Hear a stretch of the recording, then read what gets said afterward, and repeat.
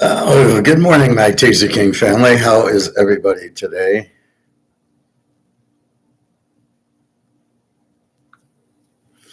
I am just fine. Terry is just fine.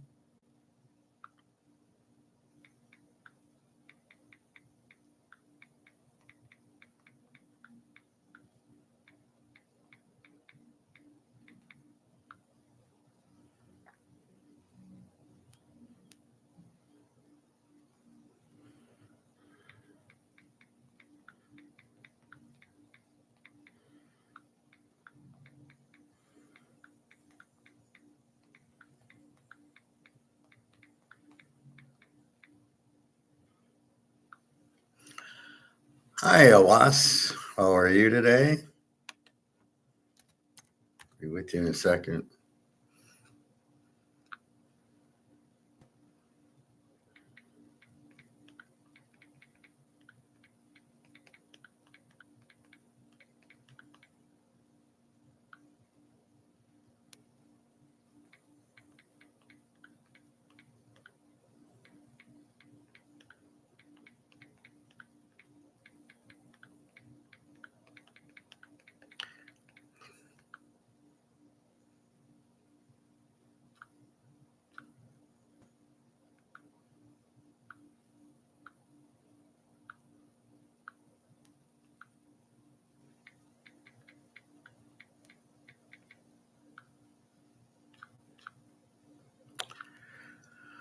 All right. So, sorry about that.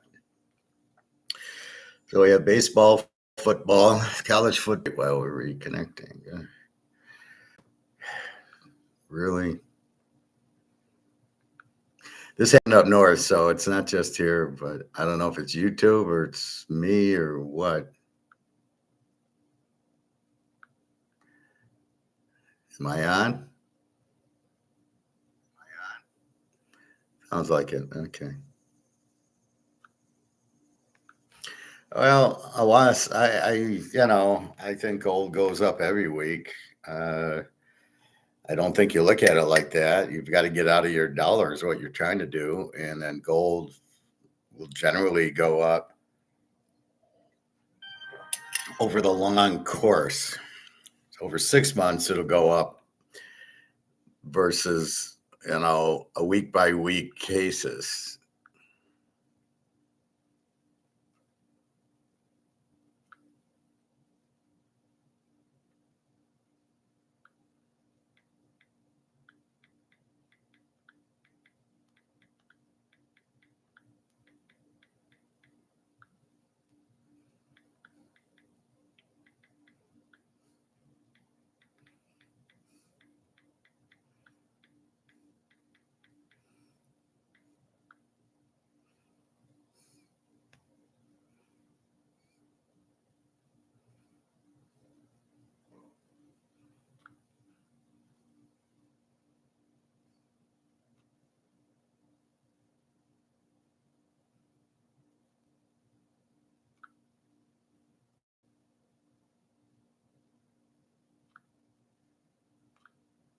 All right. So,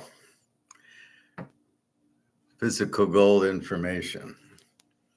Well, Wes, I'm telling you, it'll go up because the dollar is going to lose value. So, right now it's a paper gold price on COMEX, but that's breaking. And China and Russia want physical gold, so it's going to go to a physical market. Right now, it's still stuck with the COMEX, but as you can see, Friday we went up almost $50 to 33.73, and silver hit 39, and I think silver's about to go. At gold, I mean, you don't have to think about it. Gold will go 4,500, 5,000. It's just they're holding back on it, but they won't be able to do it much longer. They're just not going to be able to hold it. Just buy as much as you can and don't worry about it. Don't worry about a week to week price. Just accumulate gold. Get out of your dollars, accumulate gold. And the more you can, the more the wealthier you'll be. And you can't lose. There's no risk in the portfolio. All right. So college football. So our big play yesterday was Iowa State plus the 9.5. We played it with the game next week. And I turned it on at the gym and it was 24-21 Iowa State. They ran the clock out and I was a happy camper. Second game, Kansas 31-7. I did like Kansas. I didn't bet it because I had to see Fresno State. Didn't look that great. Kansas looked really good. Quarterback looked really good, Daniels, and we'll be betting Kansas quite a bit. So they dominate. Western Kentucky 41, Sam Houston 24. Their quarterback looked really good. Same normal Western Kentucky explosive team. Sam Houston, their quarterback wants to run and pass. So their defense sucks, and Western Kentucky ate them up. And then Hawaii 23-20 over Stanford. Hawaii, their quarterback got injured in the game, hurt his ankle, still played, but not good. Hawaii, they're average team. Stanford, not really good, not really much to see. So that's what we got the first week. So the play was the Iowa State getting the points, and what I thought was, somebody asked me, and I said, I can't give you the pick, but I said it should be a close game. Well, it's 24-21. Should have been 31-21. Iowa State scored a touchdown late, and they called it back. Then they just took the knee 4 times, and the game was over.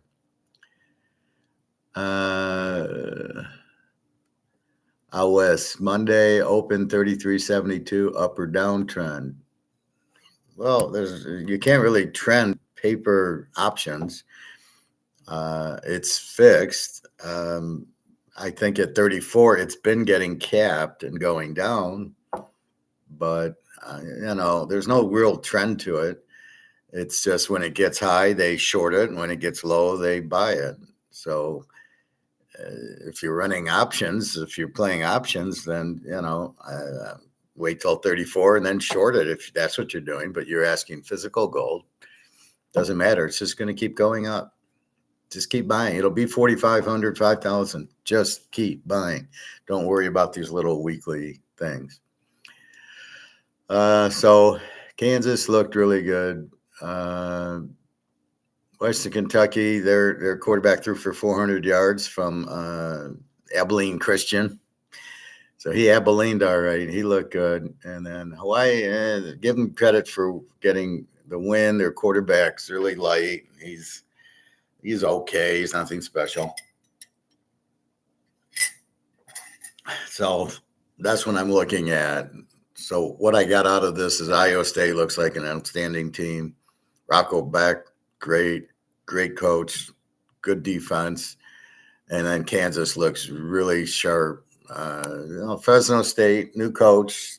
Kurt Warner's kid is the quarterback. Okay. So that was it. We'll look at next week in a minute. Let's go to the NFL preseason. We have been hotter than shit.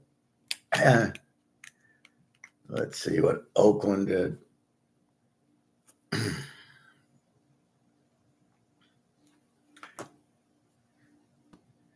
So let's go through our list. We have Philadelphia plus 7.5. And they win 19-17. We have Tampa Bay. We have Baltimore. Baltimore wins 30-3. Denver 28-19 over New Orleans, but we don't have that. Houston 26-7 over Detroit. Detroit might not win 5 games. They're terrible. Cleveland 19, the Rams 17. We have the Rams plus 12. What a joke line that was. Why would Cleveland be 6-point favorites? Rams came, and the Rams didn't even use Stenson Benson. They had some other guy I never heard of, and it didn't even bother him. Green Bay beat Seattle 20-7. Buffalo 23, Tampa 19. We have Tampa an 8.5. I'll go through the games. Frisco wins 30-23. We have Frisco plus 8.5. And we have our only loser, Oakland plus 7.5 to Arizona 20-10. So we hit the Tampa Bay Philly teaser. We hit the Baltimore LA teaser. We hit the Niners and we lose Oakland plus 7.5. Let's go into that game. Hi, David. How are you this morning?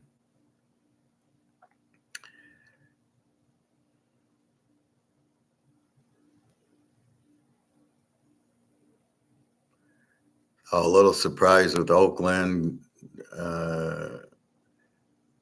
C. Miller, 12 of 24. O'Connell, 3 of 4. And Geno Smith, 2 of 3. One touchdown by Geno Smith.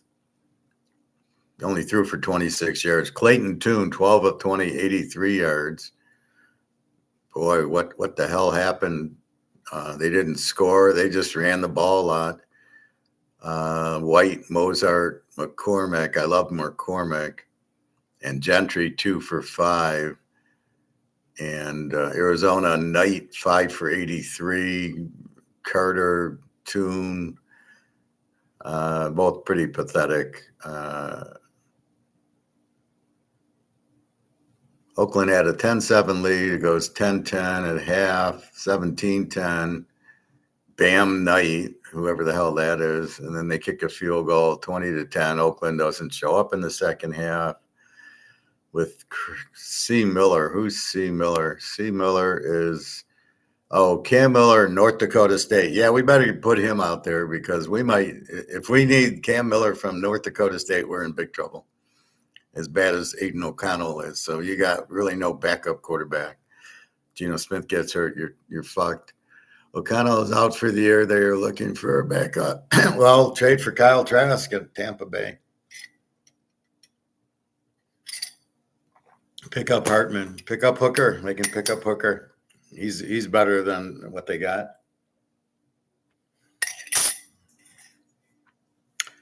So I'm glad Aiden O'Connell's out for the year. He sucks anyway. Hard to believe he's in the NFL team.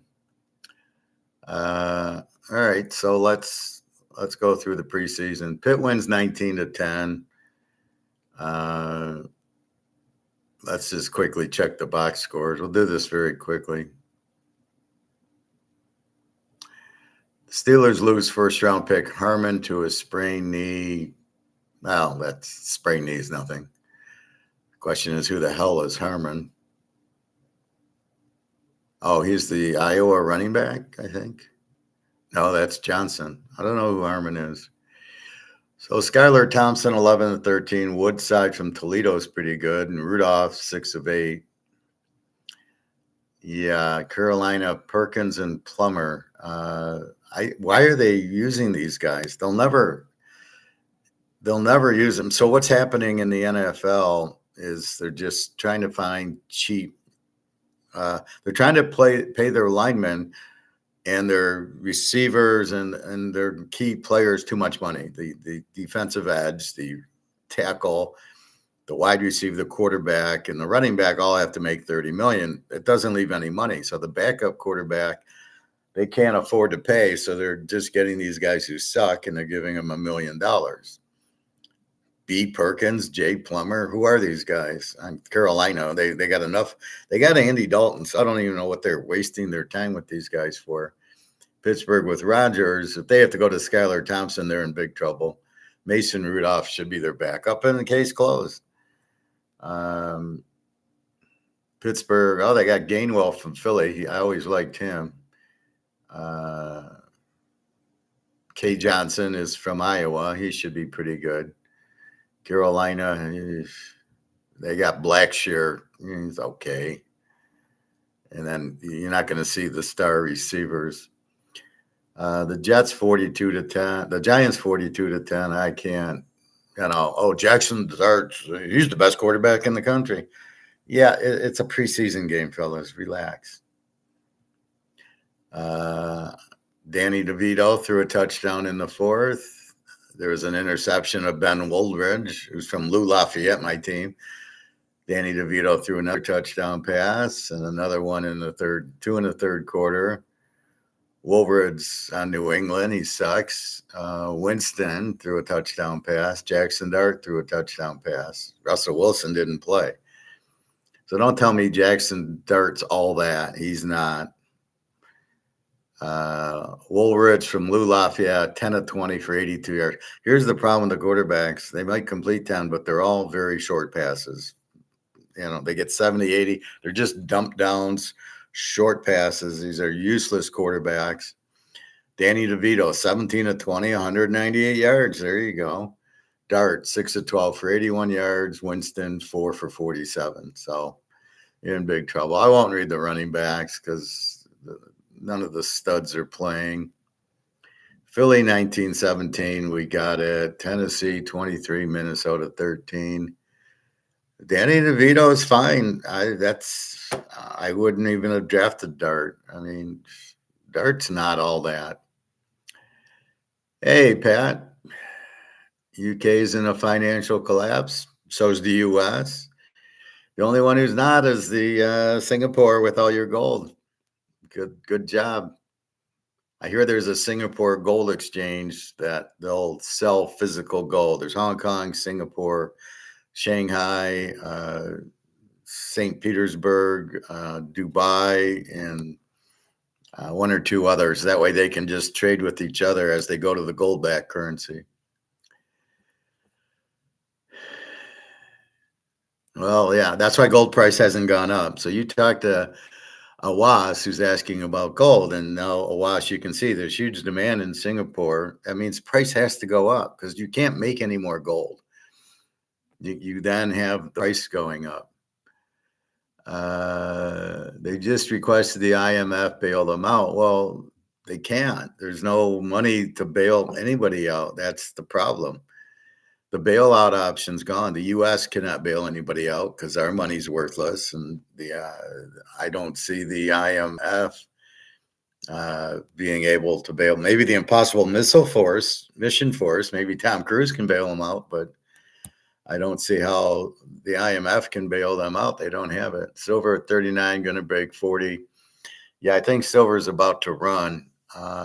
The U.S. has been trying to hold it down, so everybody stays calm and stays in the stock market to show you who's behind it. But I don't think they can anymore. It's just too cheap, and I think people are starting to realize the dollar's got no value. The British pound has no value. If they're going to bail them out, what are they going to bail them out in? What would the IMF bail them out with? British pounds? They print British. Do they have the capability to print British pounds in the IMF? Moonshot and silver is imminent. LBMA and COMEX are empty.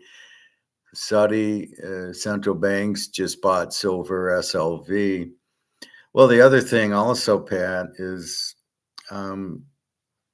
they got to compete now, as I just said, with these physical exchanges. Shanghai, yours, Hong Kong, Russia's, Dubai's, Saudi Arabia.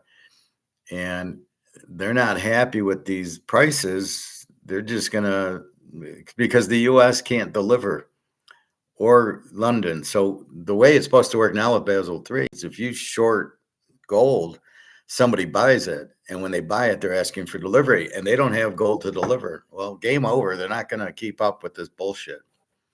So there's going to be a lot of changes happening soon. Silver is the place to be. Silver is very good. Silver is the place to be, but don't forget gold. Gold is always the place to be. Gold will still move very strong. It'll go to at least 5,000. So it's the big boy. The silver should get to 1,000 at least, because people won't be able to afford gold. And when they start realizing that, I was watching something interesting, which I'm going to get into, which is game theory by this one guy, this Grim guy or whatever. Very fascinating. It teaches you that the best way is when people go to war, they come back all negative. That's why when I start talking to them about gold, they don't want to hear it. But when they are the best way to do it is to cooperate. Game theory says cooperate, and that's what should happen, but we'll see. But yeah, silver has always been the place to be. It's just you got to be patient. Some people like Luke is, oh, why didn't it go up? It's like he has no patience for what's happening. And if you just buy it and it's right, we know it's the place to be. We know it's taking some time because it's controlled, but we know at the end that it'll be a happy ending at the end of the movie. They'll both skyrocket. We know that. So that's really what you're looking at. Anything else, Pat? Well, feel free, just pop in. Minnesota, Brosmer. Why are they playing Brosmer? He was a backup at Minnesota and he really sucked. Brett Rippon sucks also. So what are they trying to do? Tennessee, B. Allen, Cam Ward 3 or 4 for 36 yards, and Trevor Siemian from Northwestern 4 or 4. Again, a joke. Silver suddenly takes off and overshoots. What do you mean overshoots? What kind of overshoot? It's going to go up. And once it's physical, there's no overshooting. It just keeps going up because it's what happened, right? It's not controlled anymore. So once Comex blows away, now it's physical. It won't be controlled. And that's what will happen. So it's going to go up more than anyone expects. Well, I expect 1,000, maybe 2,000. Once it gets the momentum and there's no pullback, yeah. See, people are conditioned that it won't go past 50. And they see it at 40 now. Oh, it's not going to go past 50. Yeah, because that's been price fixed. The price fixing's been 50. But once it hits 100, then people will take notice, and then 500, and then 1,000. And you'll see it. It could be 5,000. I don't know. I'm conservatively saying 1,000 to then 2,000. I see it at 1,000 for sure. And I'm not using any mathematical formulas like Rickard or these other idiots use. Well, there's so many dollars in there and divide this by that. And it's $30,000 gold. No, that's how it works. You don't divide by anything. It's the market talking. Yes, exactly. Everyone expects it to stop at 50, but then it just keeps going. Well, yes, it'll go well past because it'll be a free market item and not a price fixed derivative. And in the free market, silver, once people realize it's the savior, it's the lifeboat, everybody and their mother's going to jump in. Because gold's also almost 3,400 right now, and I don't know why that's so cheap. I track it, so I looked on my spreadsheet, and in May it was like 3,400, and it hasn't done anything since May. Is ridiculous. It should have just as it's been. It should be 4,500 by now, but they keep holding it down. I don't know why they keep holding it down. What do they think they're doing? We see what gold's 3,400. The cat's out of the bag. We can see. It's the only place to be. I haven't forgotten about the professor. You're the one who gets it. Oh, thank you, Pat. No, I didn't. It's like Bobby. I haven't seen him in a while. I assume I'll see him soon because football season. But no, you guys get busy, and I'm on every day. So if you don't catch me one day, you catch me the other. It's fine. They have to keep holding it down to protect the banks. Well, I don't know about that. I agree, but I mean, I really don't think that's a real good reason because is everybody going to dump their money for the gold and silver? I mean, I think you'll still own money. I don't say how you get away from that. You still need to pay your bills. And as they say, I can't go to the grocery store with gold and silver or a Picasso or a Rolex or a Mickey Mantle card.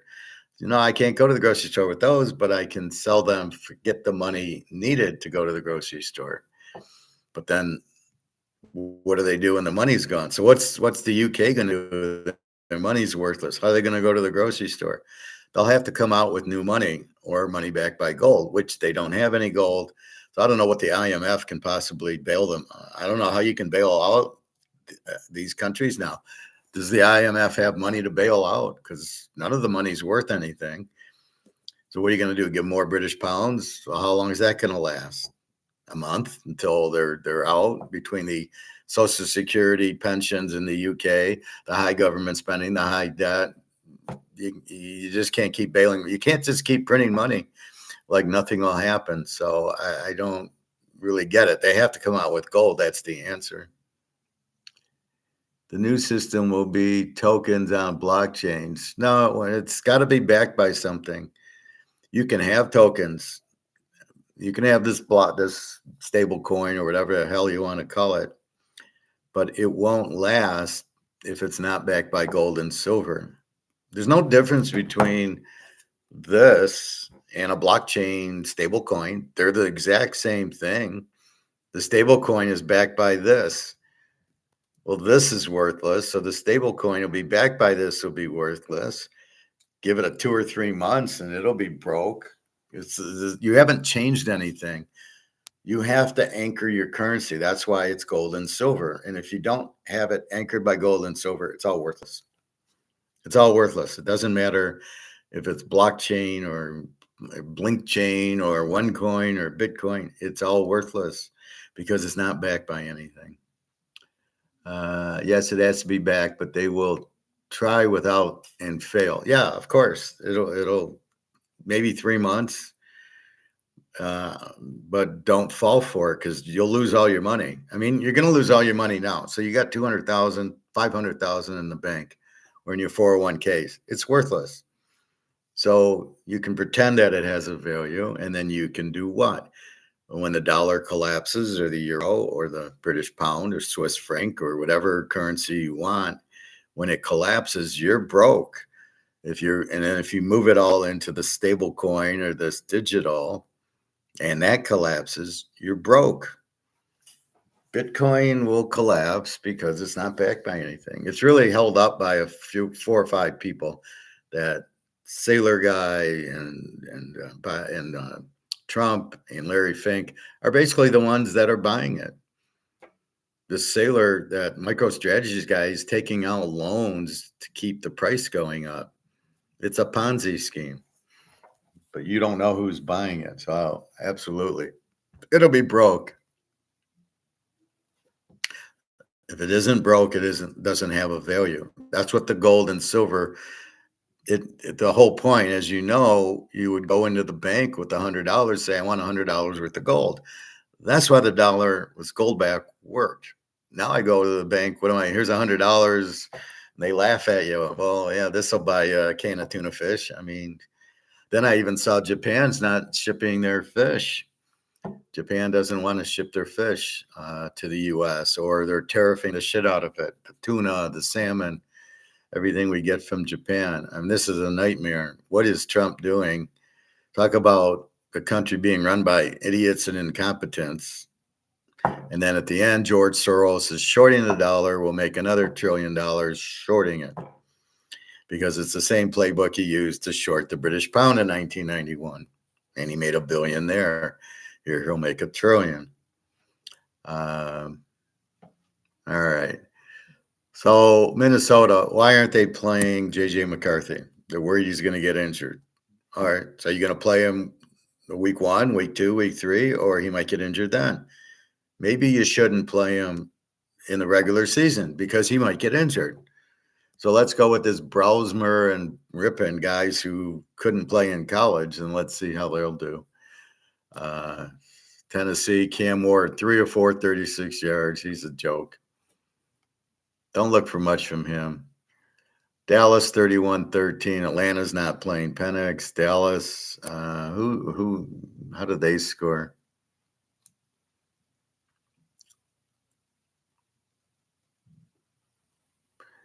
Dallas. Joe Milton, who's stunk at Michigan and stunk at Tennessee, is their core. Will Grier goes 4 of 6. So you're not playing Will Grier, the one you should play, and you're playing Milton. Milton threw for a touchdown. Stick for Atlanta and Danuji. They're just not using Penix. Now, all these guys who are holding out should sign next week because they're not going to turn down 20 million. Nobody in their right mind's turning 20 million down to sit out. No way, no how, not going to happen. The Bears 29-27. Baggett came in. Baggett should be their starter, as I said.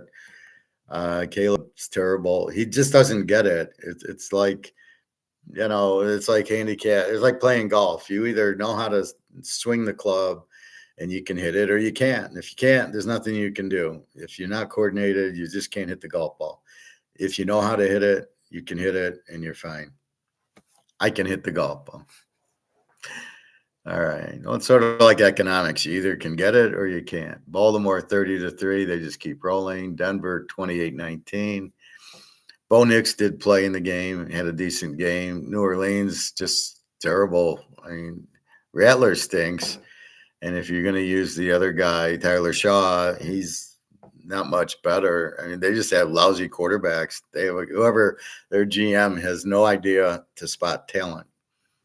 They're probably not going to win a game. Houston 26-7. Oh, the Lions. Oh, let's enjoy this one.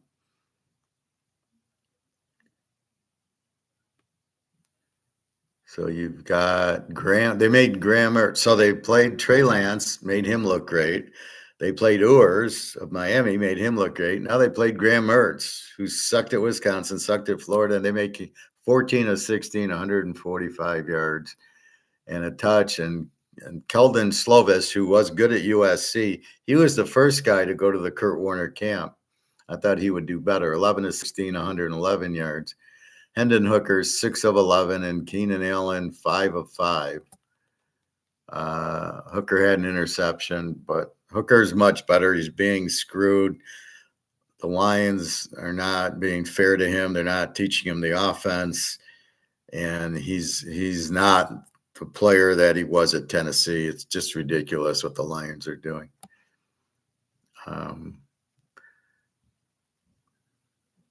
So Kyle Allen had a touchdown. Woody Marks rushed up the middle. Graham Mertz pass. Slovis pass. What do I take out of this is Detroit's going to suck. You can't stop these shit quarterbacks. What are you going to do when you pay, who do they play week 1? I mean, Green Bay.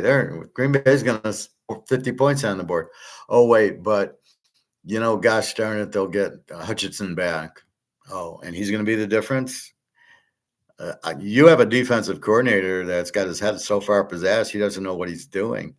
He can't stop Graham Mertz and Trey Lance. He can't stop guys that shouldn't even be in the league. He's making them look like stars. What you going to do when he faces Jordan Love? I mean, he'll put up 50 points. You cannot just flip a switch. The Lions, we'll put our offense in. Their timing won't be there. You've lost 2 offensive linemen that you can't replace. You're going to suck. You might score some points on your defense is going to be terrible. Don't think Hutchinson, his broken leg is healed and he's just going to have 8 sacks next week. No, that's not going to happen. He'll be lucky to play. And if he does play, you're going to play him the whole game. He's not in shape. You're not playing him in the preseason. I mean, I don't think this coach has any idea what he's doing. You cannot just flip a switch. They can't score and they can't play defense. And they're just going to turn it on because Hutchinson plays. Really? Oh, okay. Cleveland 19, the Rams 17. Stenson Benson did not play in this game. Indy 41, Cincy 14. I don't know. Indy played my guy. That's what it happened. So Riley Leonard started, and then my guy Bean from Kansas played. He lit it up.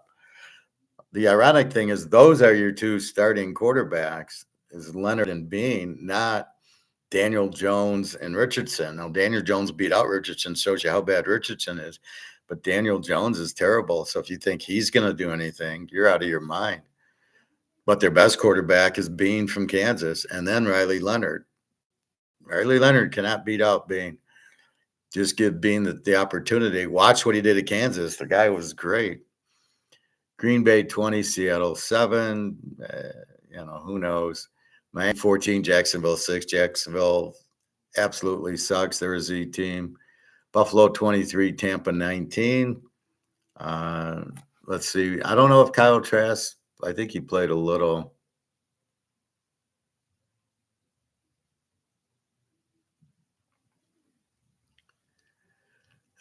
Shane Buechele from I think it's SMU, 25 at 30 for Buffalo. That's 278 yards. See, that's the difference. The guy throws for 278. You got these other guys, 8 for 10 for 48 yards. Kyle Trask, 13 of 17, 93 yards and a touchdown. He's great. Basilak came in. I don't know what you're wasting time with him. So that's where you got it. Shane Boucher should be their backup. He's probably just as good as Josh Allen. The Niners 30, that's San Diego 23. Let's see what happened here.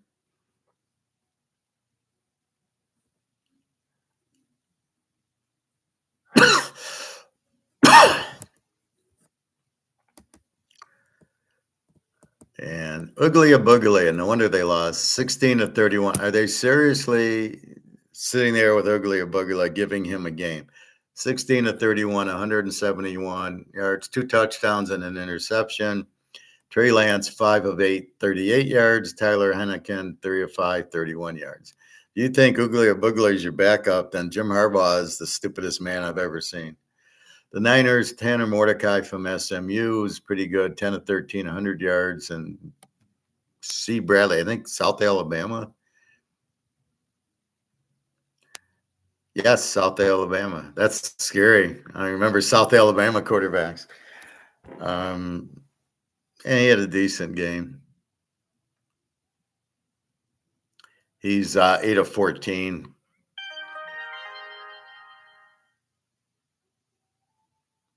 8 of 14 for 71 yards.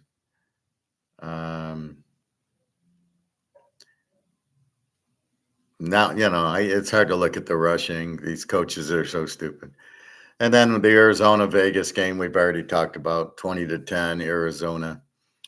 The coaches are clueless. They think the practices help them get ready when it's two-hand touch and don't hurt the quarterback and nobody tackle hard. You are not ready. Your timing's shot. If the Lions think they're just going to come on and, we had a good practice against Miami, so we're ready, they're out of their minds. You need to play in the game. I'm sorry. I think I saw the practice. I don't know if they're even in pads. Maybe they're in helmets, shoulder pads. I don't know, but they're not. That does not get you ready. It's like I explained yesterday. I can go to the driving range and the putting green all I want. I am not ready to golf till I go on the course and actually play and get the pressure and figure out. I'm not hitting ball after ball after ball like I do on the range. I'm sitting there hitting a driver, okay, and then going to the ball and then pulling out a 6-iron and then trying to put that on the green. And then I got 2 putts, or if I miss the green, I'm chipping and then putting 1 or 2 times. But it's a whole different atmosphere than actually going on the driving range, putting a bucket down and hitting ball after ball after ball with the same club. You're not waiting in between. Who cares if you miss? You're just trying to hit the ball. And that's what the Lions are doing. That's what most of these teams are doing. They're just in this practice, but until you get on the course, you're not playing, and that's what these teams are doing. That's why you saw Joe Burrow. I thought you'd see more Mahomes. He just played the one game, but Burrow played quite well, quite long. So look for that. Look for those teams. Look for Cincinnati to come out of the gate red hot. But some of these teams, just don't get it. So let's look at let's try to rank the teams.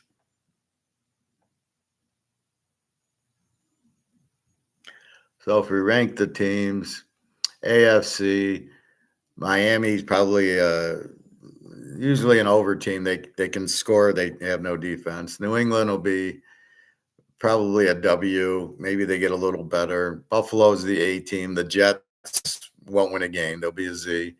Baltimore will be an A. Pittsburgh will be an A. Cincinnati will be an A. maybe a B, depending how strong their defense is. Cleveland will be the Z team. They'll be okay with Flacco, and they'll probably go to Gabriel, and they'll be better with Gabriel.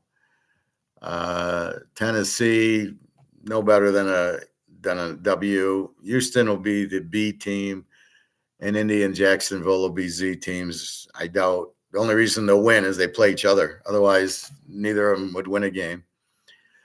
Denver, your A team, and Kansas City, your A team. San Diego, a B team, and Oakland will probably be an E team. I just don't feel their defense is strong enough. Although they'll probably be an under team because Gentry's going to run the ball 30 times a game. It's going to run the clock, which will keep the score down. So it's not the killer defense. It's the way they can run the ball. Chip Kelly will definitely make points. They could be an over team, but I think defensively they'll ball control and it'll be under. The Giants will probably be an over with Scatterboo, Neighbors, Russell Wilson. They should score, but their defense sucks. Philly will be the A team, best team in the league. Dallas will be a W. And Washington will be an over team. They'll be able to score, but they won't play defense.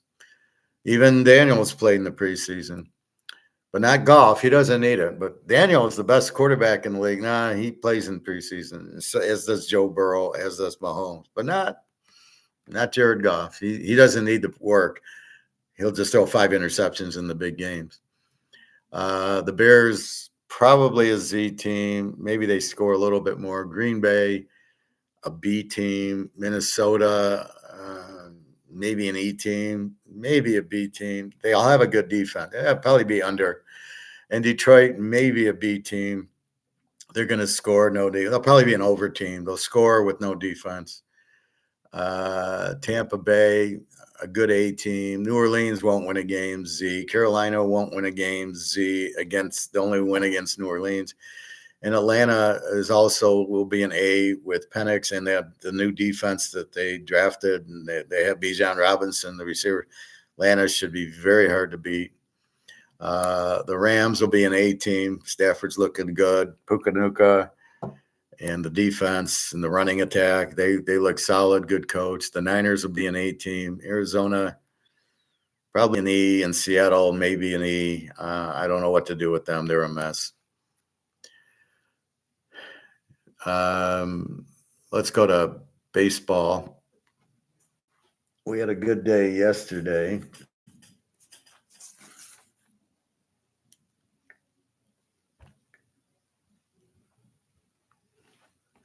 So in baseball, yesterday's games, and then we'll get to today's. Colorado pitcher. Oh, wait. We got to go to Colorado plays Pittsburgh, but Paul Skeens is on the mound. So we're going to go with Paul Skeens. Today's 8:24. Pitt, I almost put Skeens down. Pitt, 3 units against Colorado. You have 5 minutes to make that bet, but take Pitt, take Skeens. He'll shut out Colorado. Then we got 135 the next game, so we can review and then come back. Boston 12-1, my lock. Boston with Croquet, that's a winner. See, when you face a good pitcher, the hitting you can't hit it. So he gives up 1 run, 14-5 with the 2.38. That's why you bet the star pitcher, because he can shut down the offense. You never go, well, the offense can hit him. No, the offense can't hit him. The pitcher controls the game, and if he's on, you can't hit him. Toronto 7-6 over Miami. No play there. Miami can hit, unlike in football. Philly 6-4 over Washington. We have over 10, and it hits 10. Detroit 4-2 over KC. We lose. Surprise, Paddock only gives up 2 runs to KC. Michael Waka, deserves better, 4-2. Pitt 5, Colorado 1. We don't have it. Texas 10, Cleveland nothing. We don't have it. Houston 9, Baltimore 8. That's why it's a tough game. I mean, 9-8, 10-0 Texas. The Niners 7, Milwaukee 1. I have Milwaukee under 7.5, and they score 8. So I lose by a half. The White Sox 7, Minnesota 3. The Mets 9, Atlanta 2. We have the Mets. Clay Holmes 3-6-0 gets the win. And Arizona 10, Cincinnati 1. And then San Diego beats the Dodgers 5-1. I thought they played last weekend. Now they're playing this weekend. And the Cubbies 12, California 1. We have the Cubbies. Cade Horton with the 2.88 ERA, Mendoza with the 7.41, and there you go. So we go 4-2, which is good. We hit our strongest play, Boston over the Yankees. So let's go to today's game.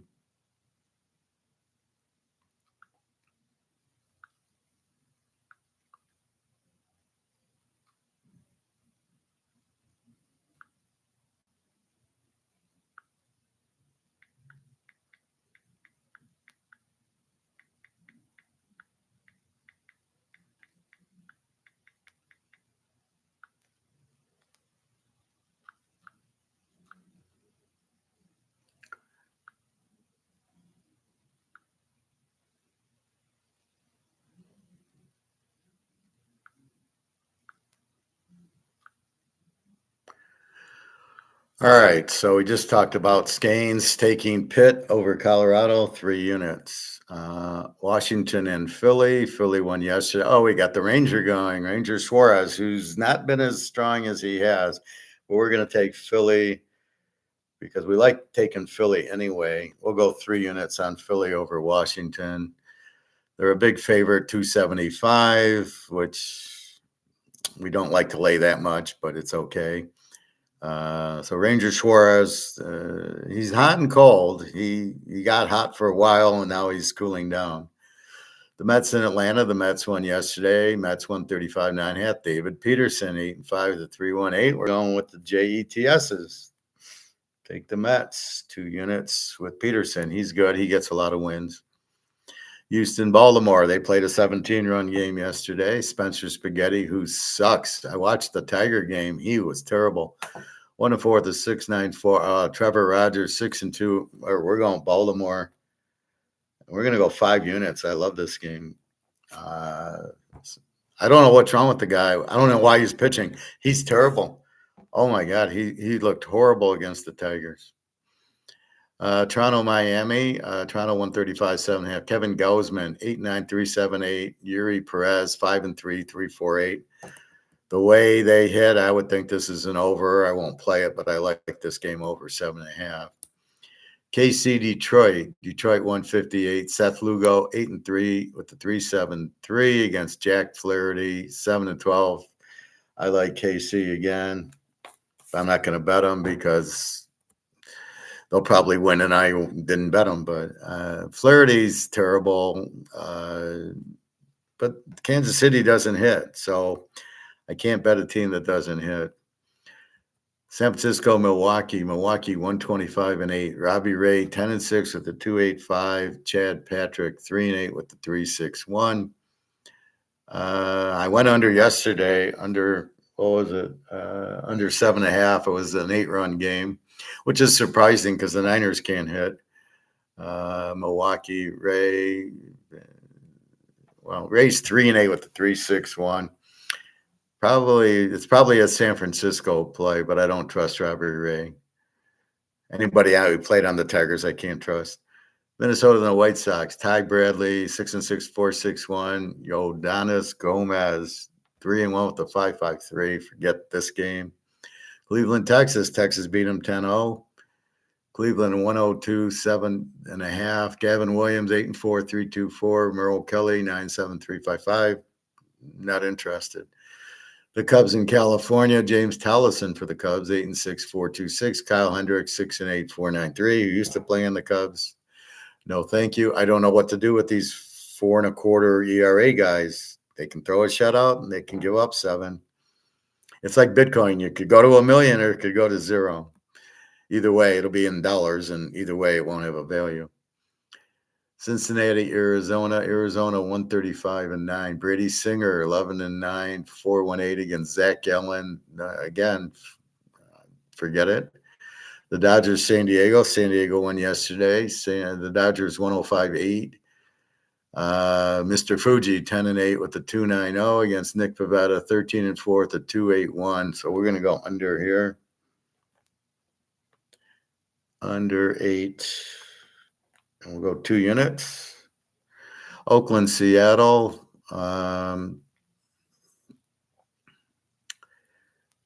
Seattle 185, 7.5. Jacob Lopez 7-6, 3.28. Logan Gilbert 3-5. I don't know why Seattle's that big of a favorite. Should be an over, but it's in Seattle. I don't know. I'm going to pass. And Boston and the Yankees. Yankees 175, 8.5. Dustin May 7-9, 4.59 against Carlos Rodon 13-7, 3.24. Boston beat him, but it was because of croquet. No bet. Now let's look at streaks, see if there is any. And let's see, a couple of 3-game streaks. We got Detroit on a 5-game streak. Cleveland's on a 4-game losing streak, so we'll go against Cleveland. They're playing who beat Texas, so we'll take Texas. 2 units.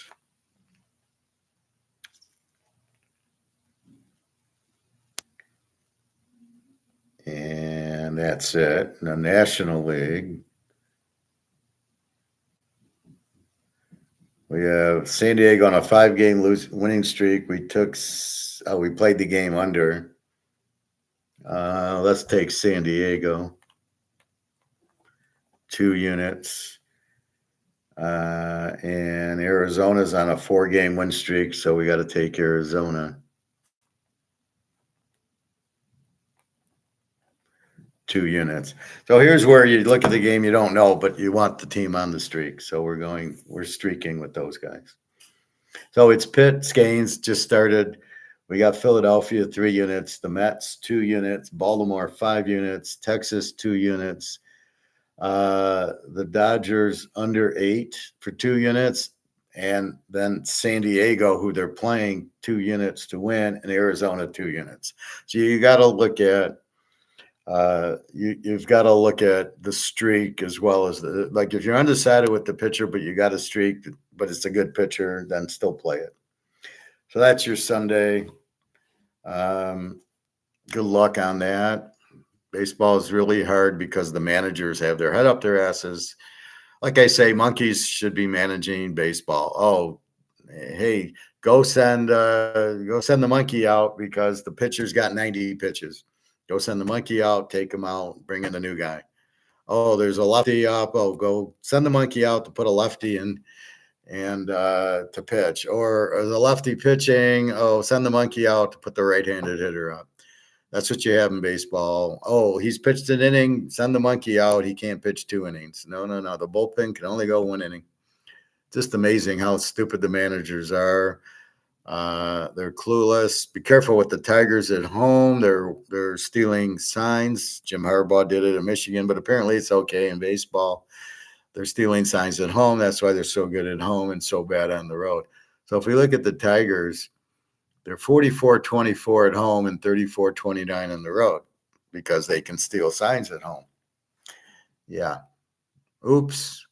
Nobody's even close to it. Well, I guess Toronto's 42-21. And that's everybody else 38-39 wins. It's just a joke.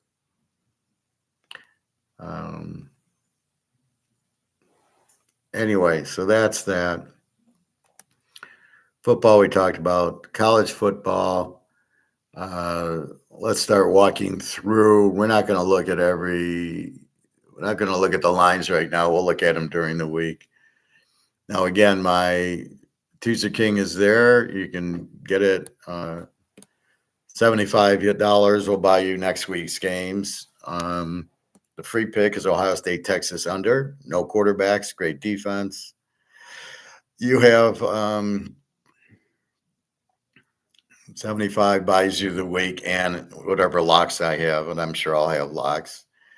It's harder week 1 and 2 because, like yesterday, we had Kansas would have been a lock if this was week 3 or 4, but again, we had to see the game to see if we wanted to to even play them. We only knew Iowa State because their quarterback and coach came back, and we knew what to expect.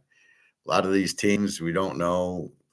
Look at the quarterback for Western Kentucky from Abilene Christian. He threw for 400 and some yards. The guy was a superstar.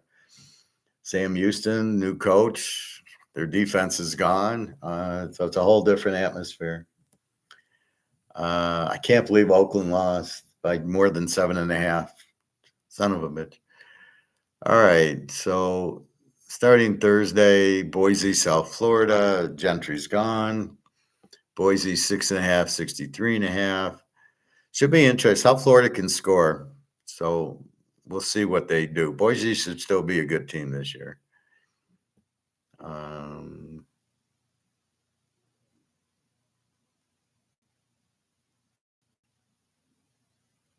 Nebraska, Cincinnati. We know Nebraska will have their good defense. Raiola sucked last year. We'll see if he's any better.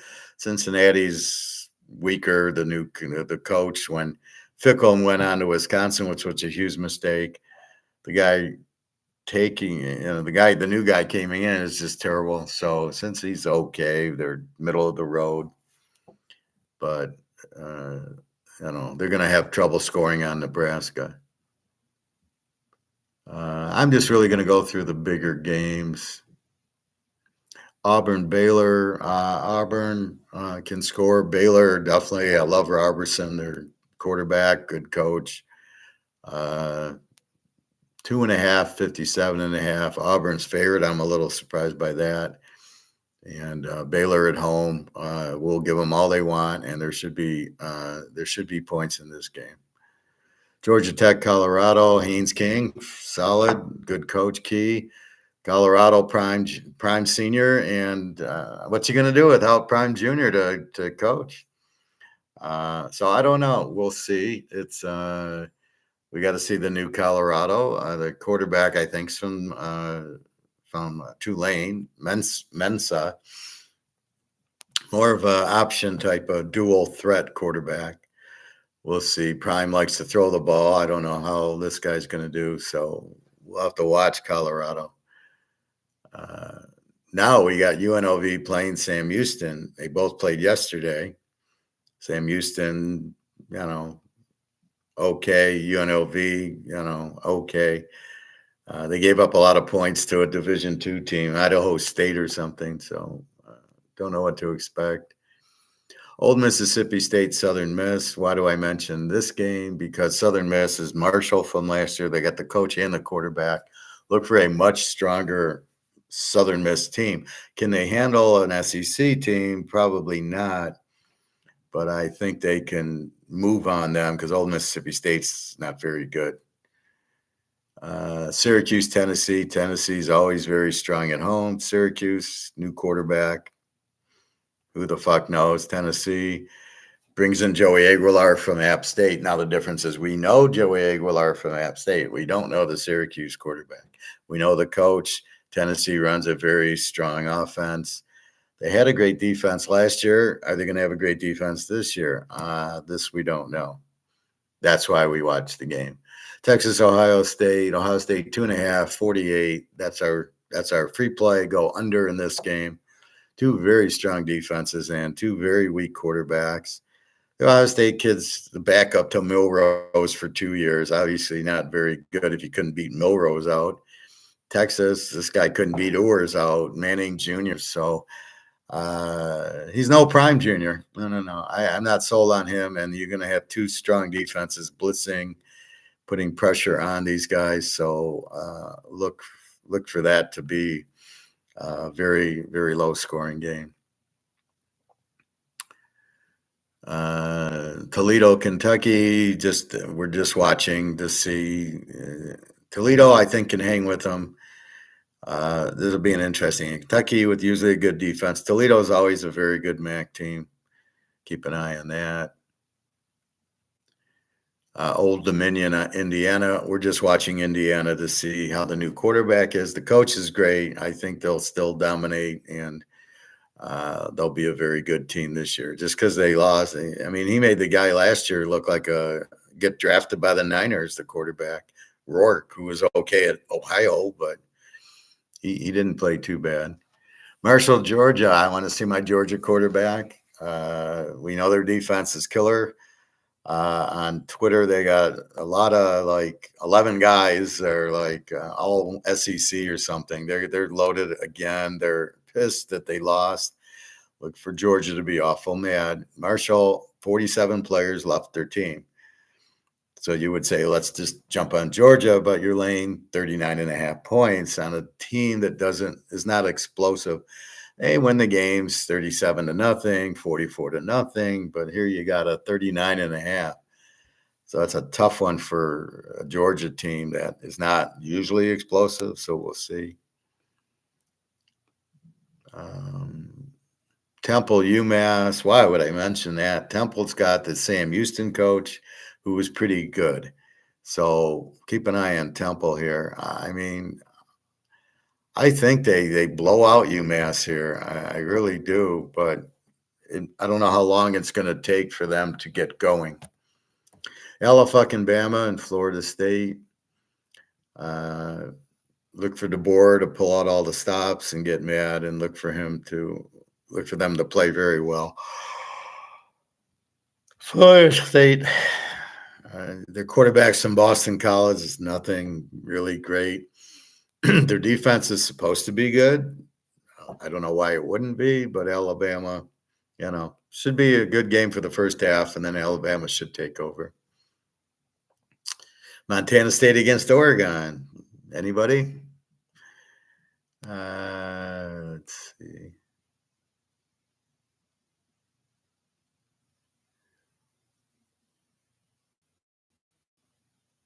All these Division II games.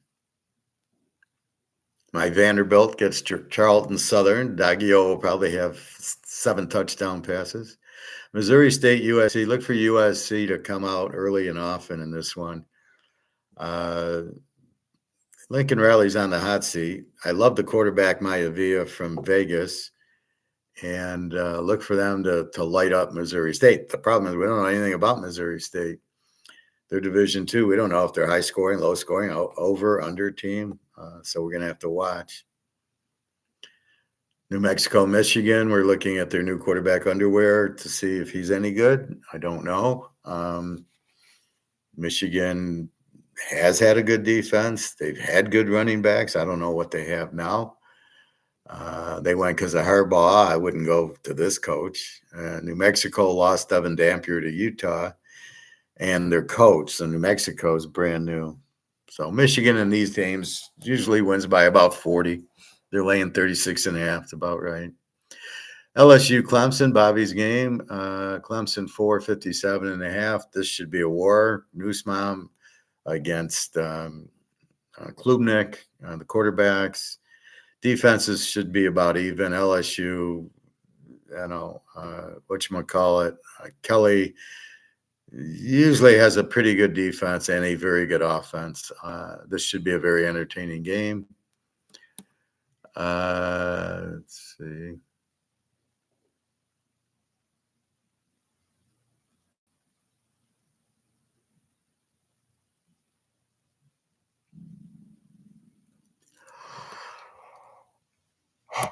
Hawaii goes to Arizona. Now, we saw Hawaii yesterday against Stanford. They won the game at the end, 23-20. Quarterback got injured. Looked like a high ankle sprain. I don't think he'll be back right now, and then they'll be in trouble. Arizona, I don't know. They were great 2 years ago. Their coach went to Washington. They fell apart last year. I don't know. Colorado State, Washington. Washington should be very good this year. The quarterback should be very good. Defensively, they're working on new defensive coordinators to get the defense better. Colorado State, average. Utah, UCLA. Utah picks up Devin Dampier from New Mexico. Look for them to have a good offense, and they always have a great defense, great coach. UCLA's in trouble. Their quarterback is the volleyball player from Tennessee who nobody liked, and I don't know. He can make some plays. Defensively, they're weak. We'll have to see, but Utah's defense is going to be too strong in this one. Notre Dame, Miami, the other big game. Notre Dame can run the ball, play defense. Carr is their quarterback. Who knows who he is, even if he's a 5-star, a 20-star, a 100-star. That's in high school. It doesn't mean anything. Miami, Carson Beck from Georgia's their quarterback, but they still have a shitty coach. The defense not going to be able to hold Notre Dame. Notre Dame should eventually wear them out. And TCU, North Carolina, we have no idea about North Carolina. Bill Belichick, master of the defense, doesn't know what an offense looks like. He didn't win. The only reason he won is Tom Brady. If he didn't have Tom Brady, he wouldn't have won any Super Bowls. TCU, very strong offense. I love Hoover, the quarterback, and the coach, very strong, offensive-minded. Will they be able to find points on North Carolina? I think so. The total is 58.5, which could be high. TCU doesn't have the killer defense, but Belichick will put in his defense or have his girlfriend out there coaching. So we got to watch North Carolina to see what they are. I'm surprised TCU's favored in the game. And a total of 58.5. Tempting. Anyway, so that's what we see. Let's look at the Vegas stat line. They played Idaho State, who's Division II. They won 38-31. So you take away is their defense gave up 31 points to Idaho State. The offense got 38 against Idaho State. So let's take a look. What did they do? Passing. Kalalandra, 15-21, 195 yards. 1 touchdown, 3 sacks. Orgy from Michigan. I can't believe this guy is a quarterback. 3 of 3 for a whopping 37 yards. Nothing. This guy stinks. He can't even throw the ball. Vegas, Jay Thomas, 10 rushes, 147 yards. That's why I want to see the box scores after the real games, not the preseason games and that. Calandria, the quarterback, 13 rushes, 93. Orgy, 6 for 34. If Orgy's there to run, he didn't do shit either way. So this Jay Thomas, 10 for 147, 3 touchdowns. Keep your eye on him. Receiving, Bradley, 6 for 131, caught a 47-yarder. Debbie Reynolds had a 9-yard touchdown pass.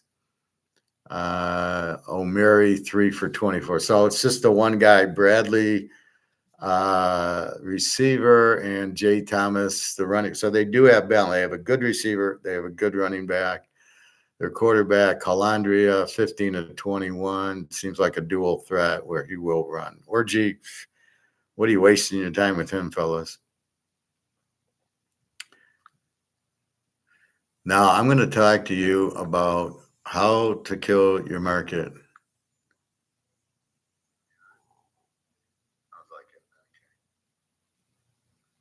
Hello? Well, I think gold goes up every. Okay. That's me talking earlier.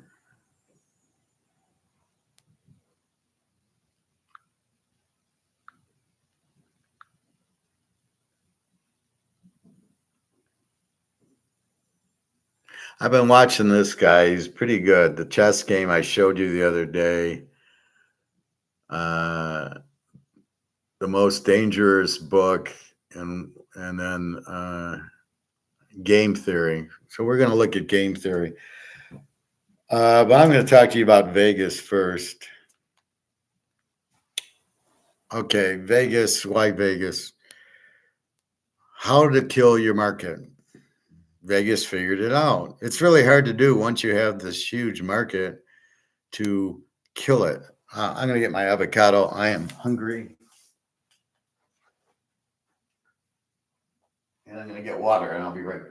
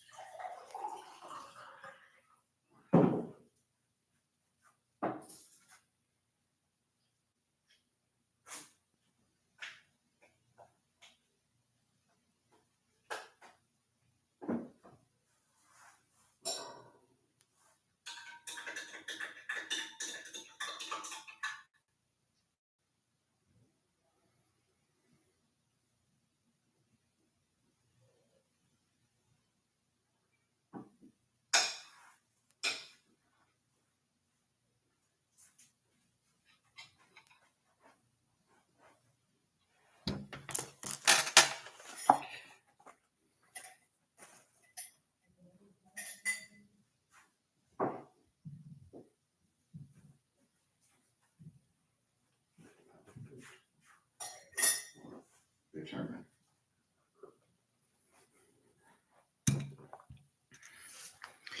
So how do you kill your market? Well, first, what is a market? You want to sell avocado. Do people want to buy it? A market is simply demand. Is there demand for a blackberry, an avocado, football betting, gold, silver? Do people want it? You find out what people want, and that's your market. So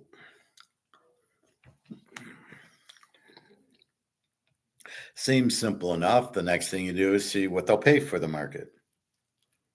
How much will they pay for an avocado? Or a blackberry, or a pen, or gold or silver?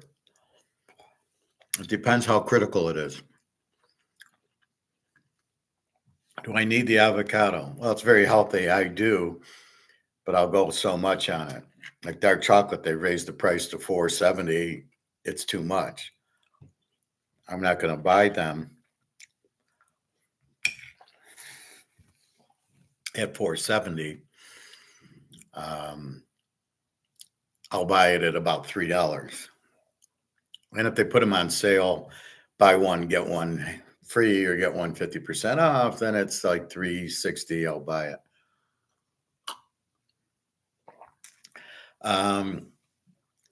So that's what a market is. It's somebody wants something, so you provide it for them. We go back to Adam Smith with the bakery, and the guy wanted muffins, and the guy made muffins. And the guy watched, and the competition said, "Hey, I'll make muffins too," which made the farmers plant wheat, because that made it, they needed wheat to make the muffins. So you can see how the chain works. Okay, Las Vegas. You make a city out of, you make a city for gambling. Slot machines, roulette, blackjack, table games, poker, sports betting, and people come. And it's a cheap meal. It's a cheap hotel, which people love. They're treated like a king, Mr. R, or now it'd be Mr. Professor.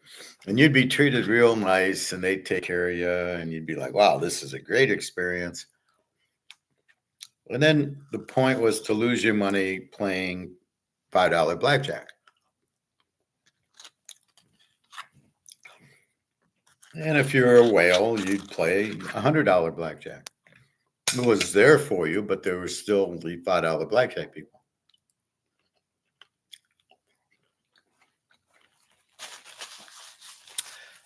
So what happens?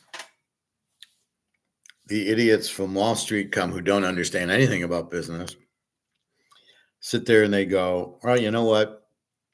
We should start charging. If we charge for parking, people will pay it, and we'll make $300 million. And they start charging for parking, and supposedly people will pay it, but not really. People who probably didn't know, or thinking it's part of the room, not the regulars, not the locals. And so what they thought was, oh, we can charge for parking and people will pay it. What they didn't realize is, just in the beginning, just one-offs, not long term. You can raise the price of dark chocolate and you will pay it, but you will look for it cheaper.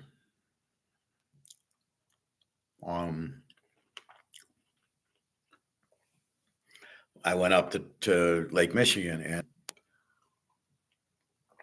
I liked this one place, and I was staying at it, but now they raised the rates. They were $300 a room. I stayed at $160 a room a night. So You can raise your prices and people will pay it once or twice, but as soon as there's competition at a cheaper rate, then it becomes how much do you need it? How critical is the item you're buying you need to buy? I don't know if I can play the video because sometimes they don't like it.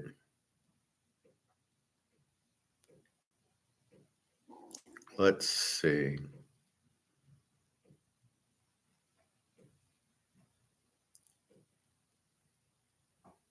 I told you Japan joined BRICS or is joining BRICS.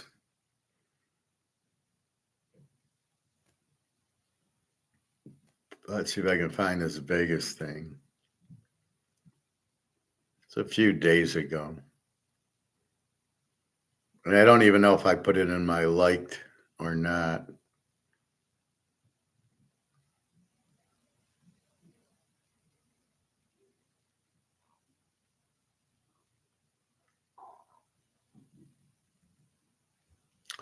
Yeah, here, Nevada Tours. I think this is it.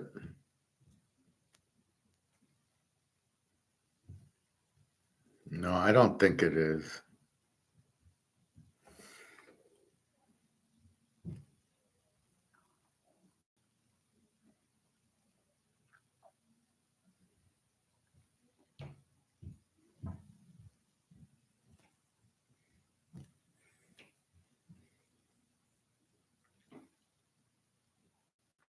Now, let me see something. Get more for less with Tim Hortons $1, $2, $3 menu.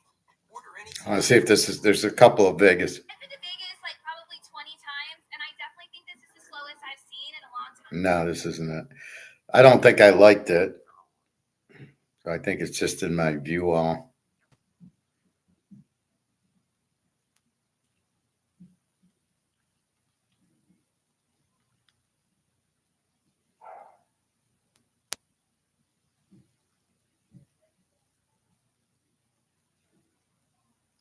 Just a second.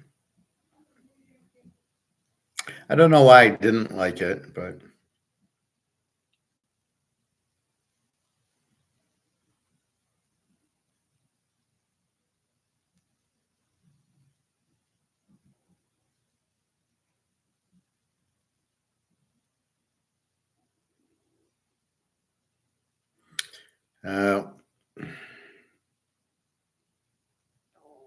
here's one that I watched. Was the Titanic sunk on purpose? Because there was three guys who didn't like the Federal Reserve on it, and they, but I don't know if you sink the ship over it.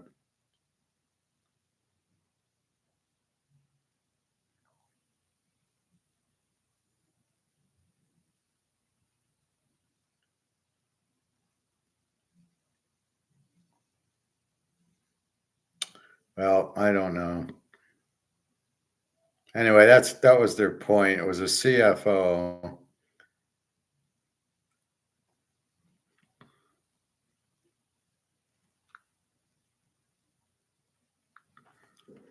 Well, I'll just explain it to you. So he was an executive working in one of the casinos, and they said, we can charge more for food, and people will pay it.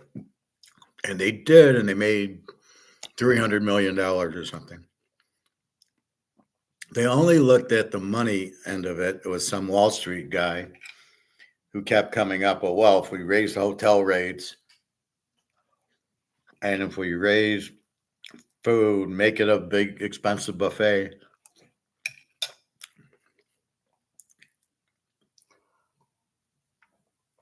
it was always people will pay it, and they did pay it, which I don't believe.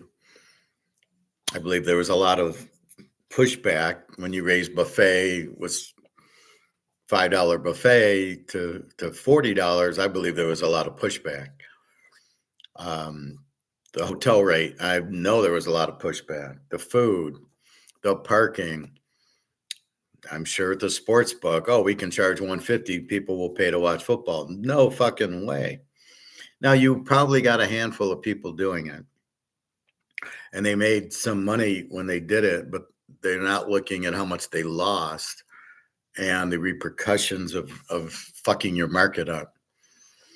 And so they did make money. People did pay it, but it was really just the whales who didn't care about paying $150 to watch the football, or the more expensive food or buffet, the higher room rates, which they probably got comped on, or they even cut down on the comps. So the line they're feeding you is, well, we raised the prices and we did make more money, but you pissed off and turned away all the people that actually, have to watch their money. So you've killed the whole middle class, we'll say. They didn't go for it. They didn't go for the higher parking, the higher room rates, the resort fees. Well, people paid them. People didn't pay them because they wanted to, or they thought they were okay. People paid them because they had to, or I'm staying here, I gotta pay for parking. They just don't know, and they just don't know. These are the morons we talk about who don't think. They're all just slaves. Oh, I got to pay for the park. I got to pay more for the buffet. Well, that's what I got to do. No. Hey, how's everything with you, Eric? Hope you're well. Ready for football, I trust. It started. We hit Iowa State week 1. So it's like if I do Teaser King, and I'm $100 a week for both college and football, including locks. So let's say I made it $1,000 a week. Would people go for it? Not really. The only person that would are the ones that know how good I am, and I might have really strong locks, and people might sign up one time for that, and then I better win. But I'm mostly pissing away all my customers because they're not going to go for that price, and I don't blame them. That's why I don't charge it. Could I charge it? Could I get one guy at $1,000? Maybe, instead of 10 guys at 100. Maybe. I doubt it, but maybe. So what happens is people then leave. The market disappears. Well, I'm going to go to Caesars. I'm going to go to Vegas, or the Desert Inn, or whatever. And you know what? I'm not going to go. Like I'm saying now, I went up to Lake Michigan instead of going to Vegas. Normally, I would have went to Vegas like this week when it's opening up for football to push Teaser King, play some poker and stuff like that. But I didn't. So we all substitute. We do other things that are more in our budget. So here's the hard point.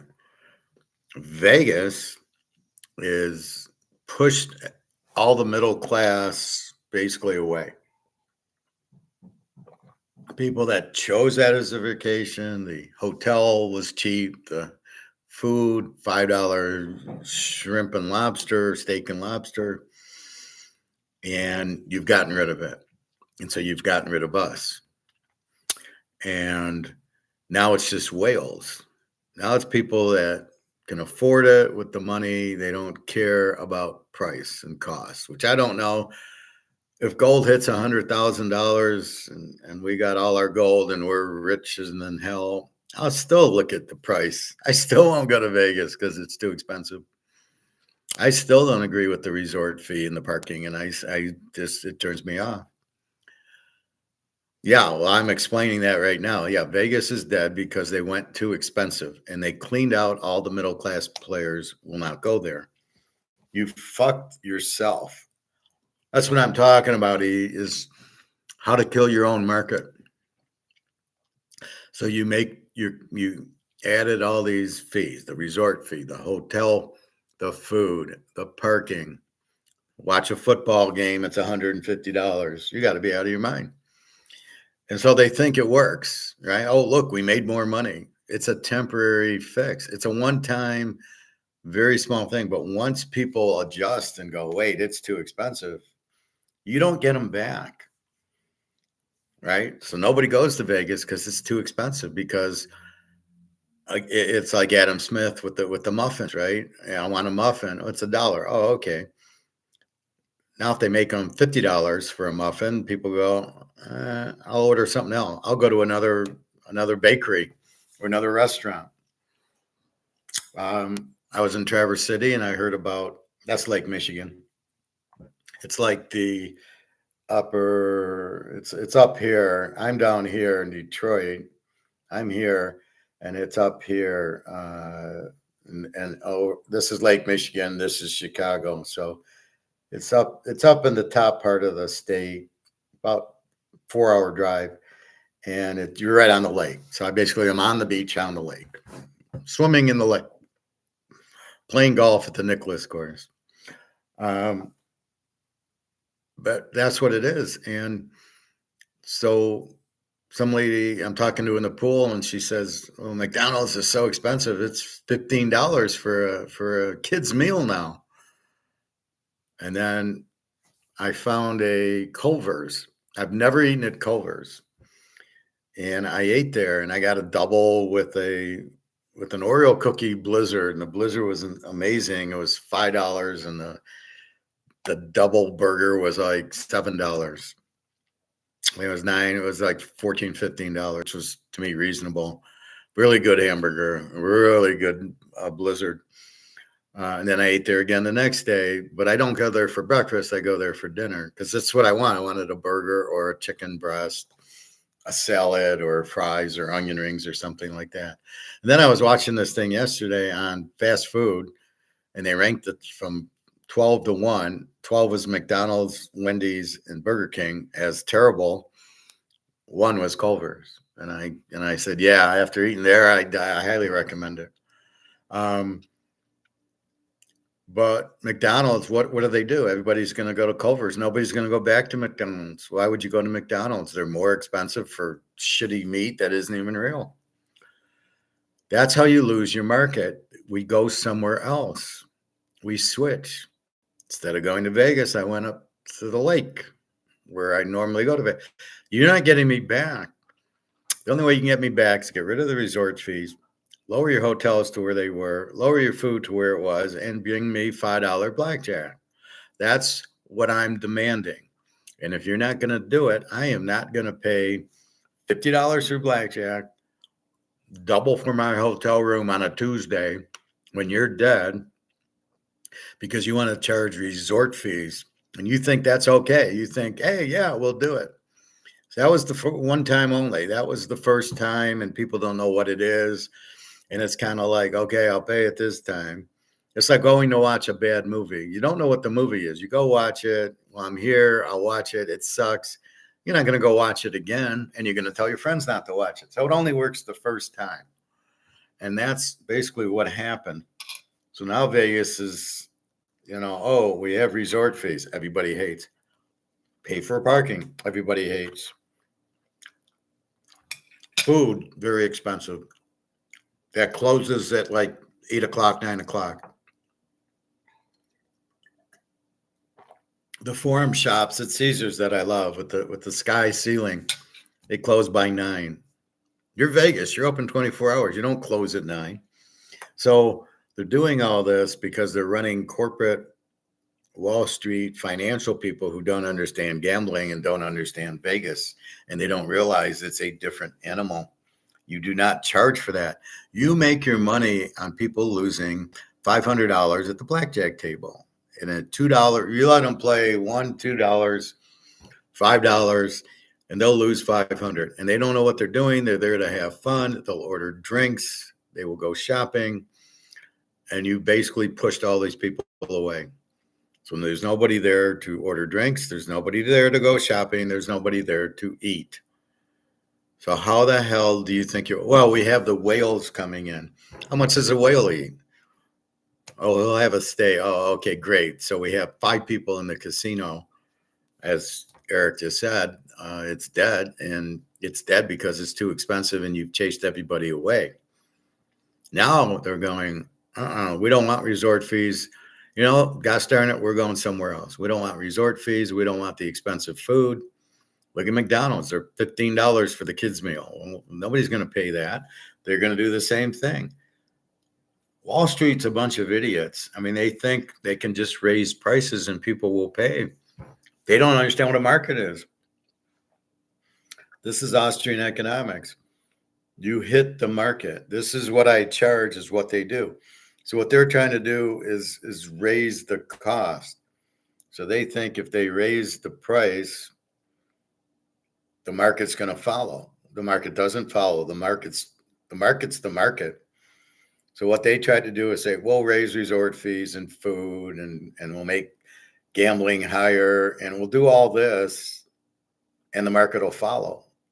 Or we'll lose the market, but we'll then have the whales come in and they'll be up here because they don't care about price or cost. They'll just pay whatever. Well, you're out of your mind. I don't care how rich you are. You do pay attention to the price. So what Vegas tried to do was make their cost up here. And the market said, no, I'm right here. And they made a little bit of money up front. And now they're paying for it because they've just fucked themselves because they're not listening to the market. This is the problem with Keynesians. They think, well, we can market it whatever and everybody will just pay it. No, it doesn't work that way. That's the whole, what do we get that on tariffs? Oh, well, the tariffs, but then they'll just mark the prices up and people will pay. People won't pay. What'll happen is most of these companies will go out of business or they'll just stop dealing with the U.S.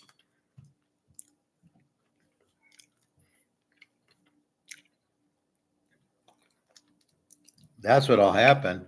China won't ship to the U.S. because of the tariffs. They'll ship to Japan and they'll ship to Europe and other countries because the tariffs raise the cost and the consumer won't pay it. But yet Wall Street doesn't understand that. It's amazing to think you can just raise the price and people will pay it is insanity. That's why I don't really believe the video. Yeah, we can make 300 million. Okay, one time. Maybe you did, maybe you didn't, but not consistently. As you raise the price, you lose people. There was an old thing with the movies, raising the price of a movie ticket. It was $5 and it went up to $10. And the rationale was, well, we'll lose people, but we will still get enough people at $10 that'll make us more than. So let's say there's 100 people going to the movies at $5, so that's $500 they make. And then you make it $10. Well, as long as we get 50 people, we still make 500 and we got less people. Is that a good business model? Don't you want as many people coming in? Because you know what they do? They buy popcorn and pop. And they buy other things. Then they come back and watch another movie and another. So by raising your ticket price to $10 and only getting 50 people in instead of 100, you've just lost 50 customers. But they don't look at it or think about it that way. They just look at at $10 a ticket, all we need is 50 people to make the same as the 100, but they're missing the secondary items, all the hot dogs and chocolates and pop that you get at a movie theater. And then, next week they come back for another movie. You've lost them. They will not go back to you. You're too expensive. You're now $10 a ticket. Maybe you get 50 people, but are you going to keep the 50? And this is what Vegas missed, is how many of the 50 people are going to keep paying the $10?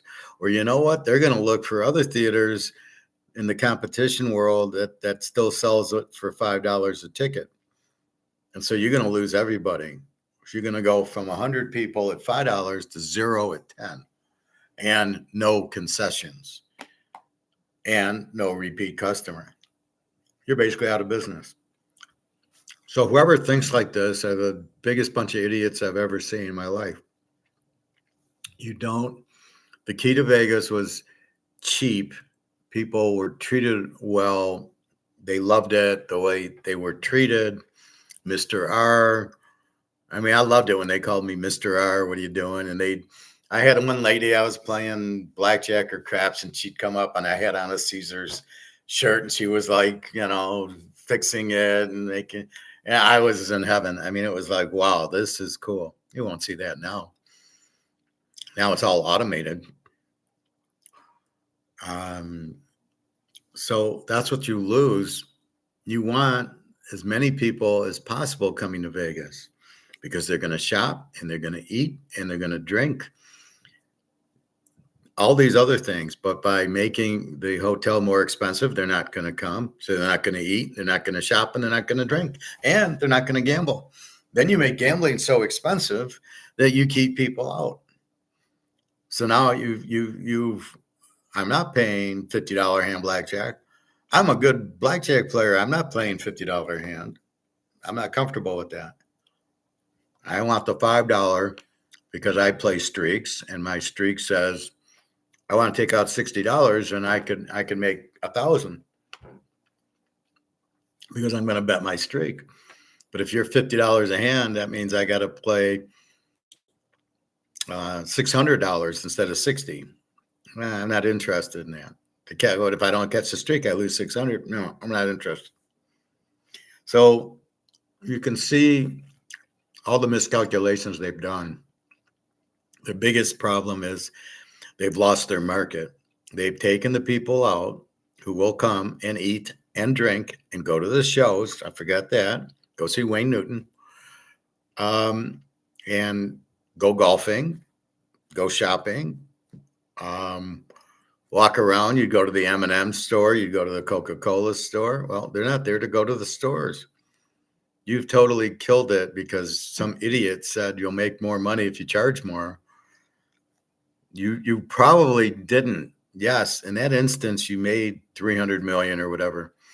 But how much did you lose by losing the people and all the peripheral things that they would do?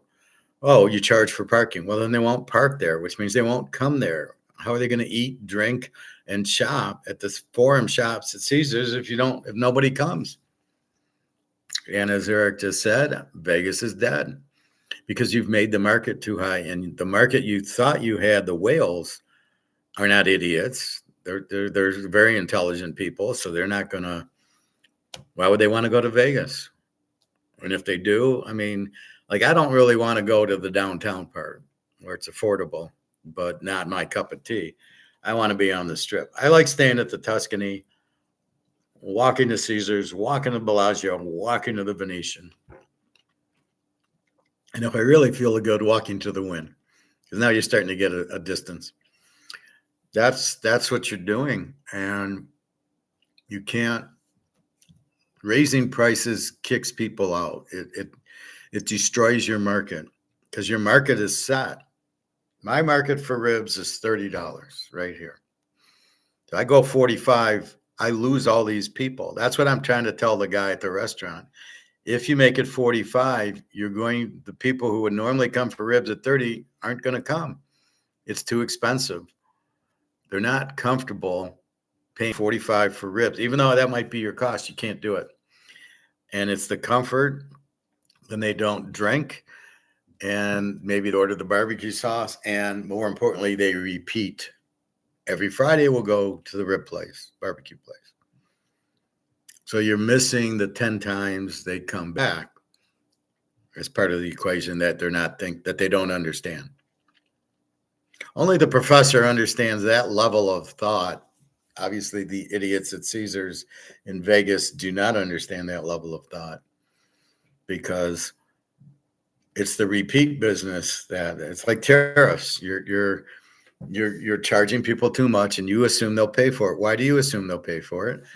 Because you don't even understand the basic concept. This is what the market will pay, not this much. You've got to be here. You can't be here. The market won't pay that. You've got to understand what a market is and how to piss off the market. And that's what Vegas is doing. They're pissing off the market. They've lost the market. Can they get the market back? They have to, only one way, kill the resort fees, kill the parking, kill betting, having to pay to watch football, kill your food prices, kill your hotel prices. That's the only way to get your market. It's got to go back to the way it was.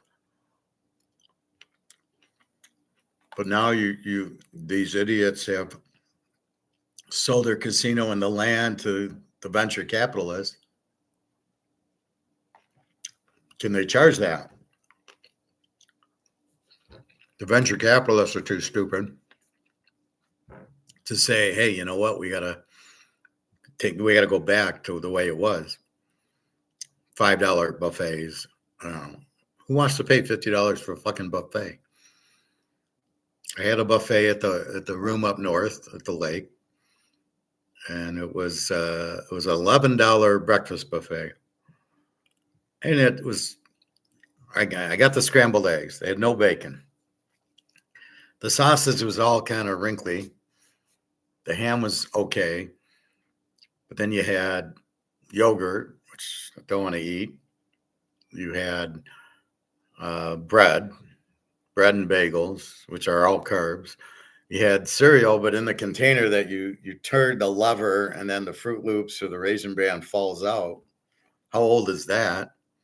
Then you had orange juice and grape juice. And I think coffee. So basically, I would have gotten the bacon and eggs. There was no fresh fruit, no apples and bananas and oranges. There was no fresh veggies.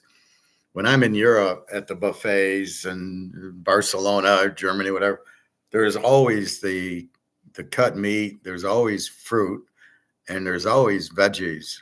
I mean, you can always get veggies in those buffets. So I really didn't understand it. I thought it was a terrible. I liked the buffet, but it was terrible. I like buffets. I didn't like that one. But I got about 5 eggs, right? I'm loading up on eggs because I know that's the healthiest thing.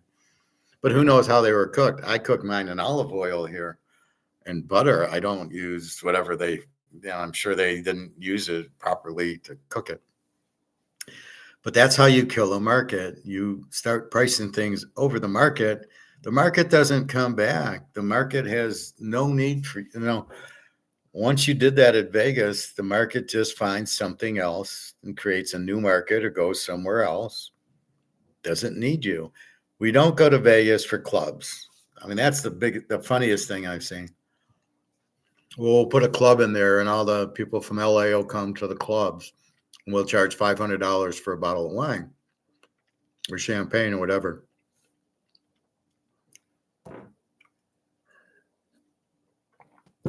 And you can go dancing. What a stupid thing that is. So,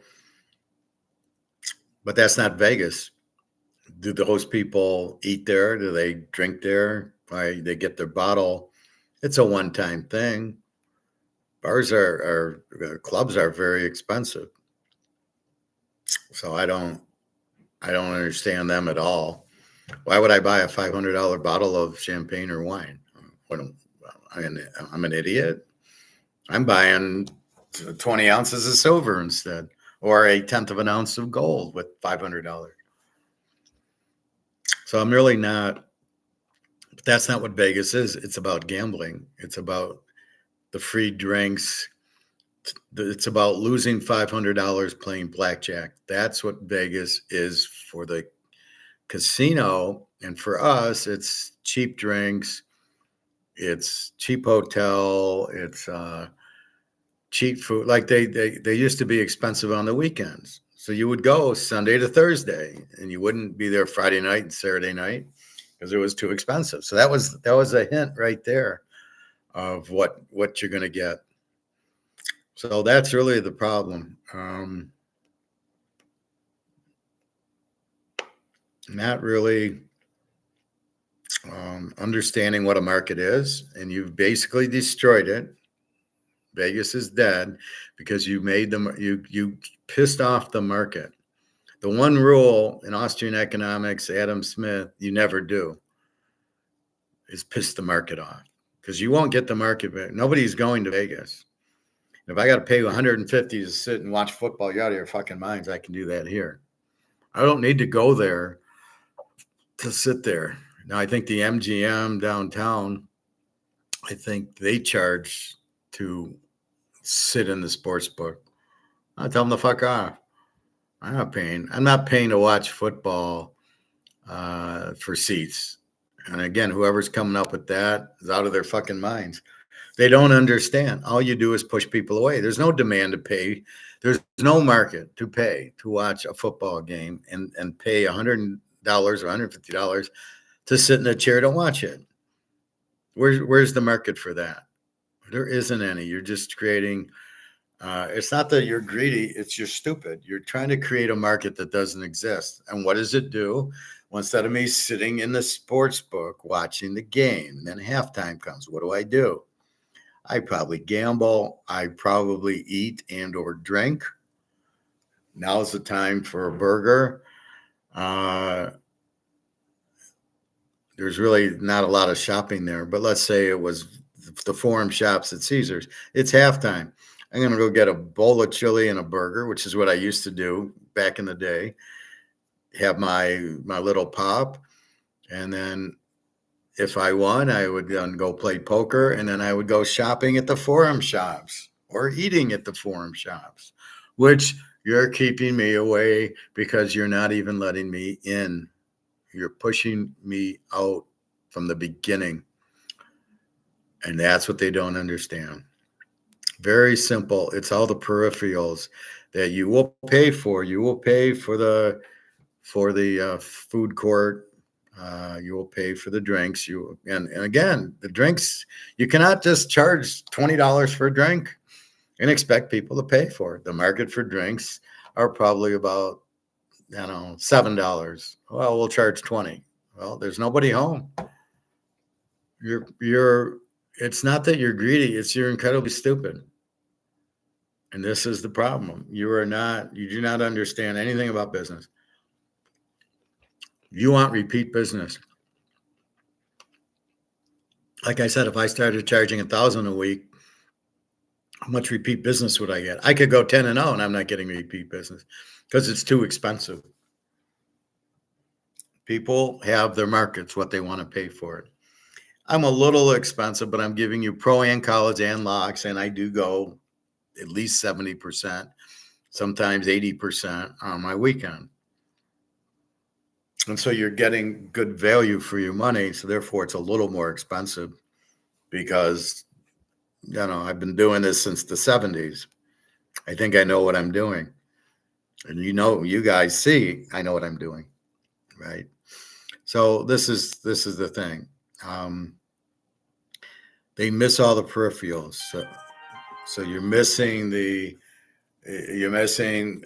when you charge for the football, you're missing the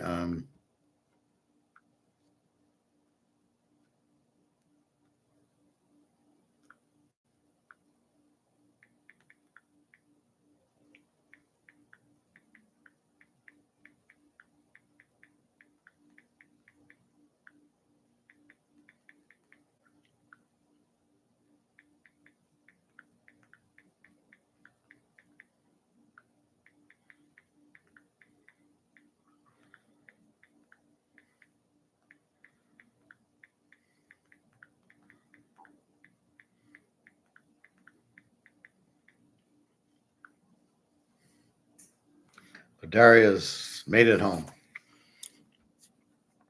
She goes up with their friend to a dasha, which is a cottage up north, out on a couple-hour drive. So she takes her daughter, her cat, and then she goes and relaxes. So it's probably similar to like when I went to the lake.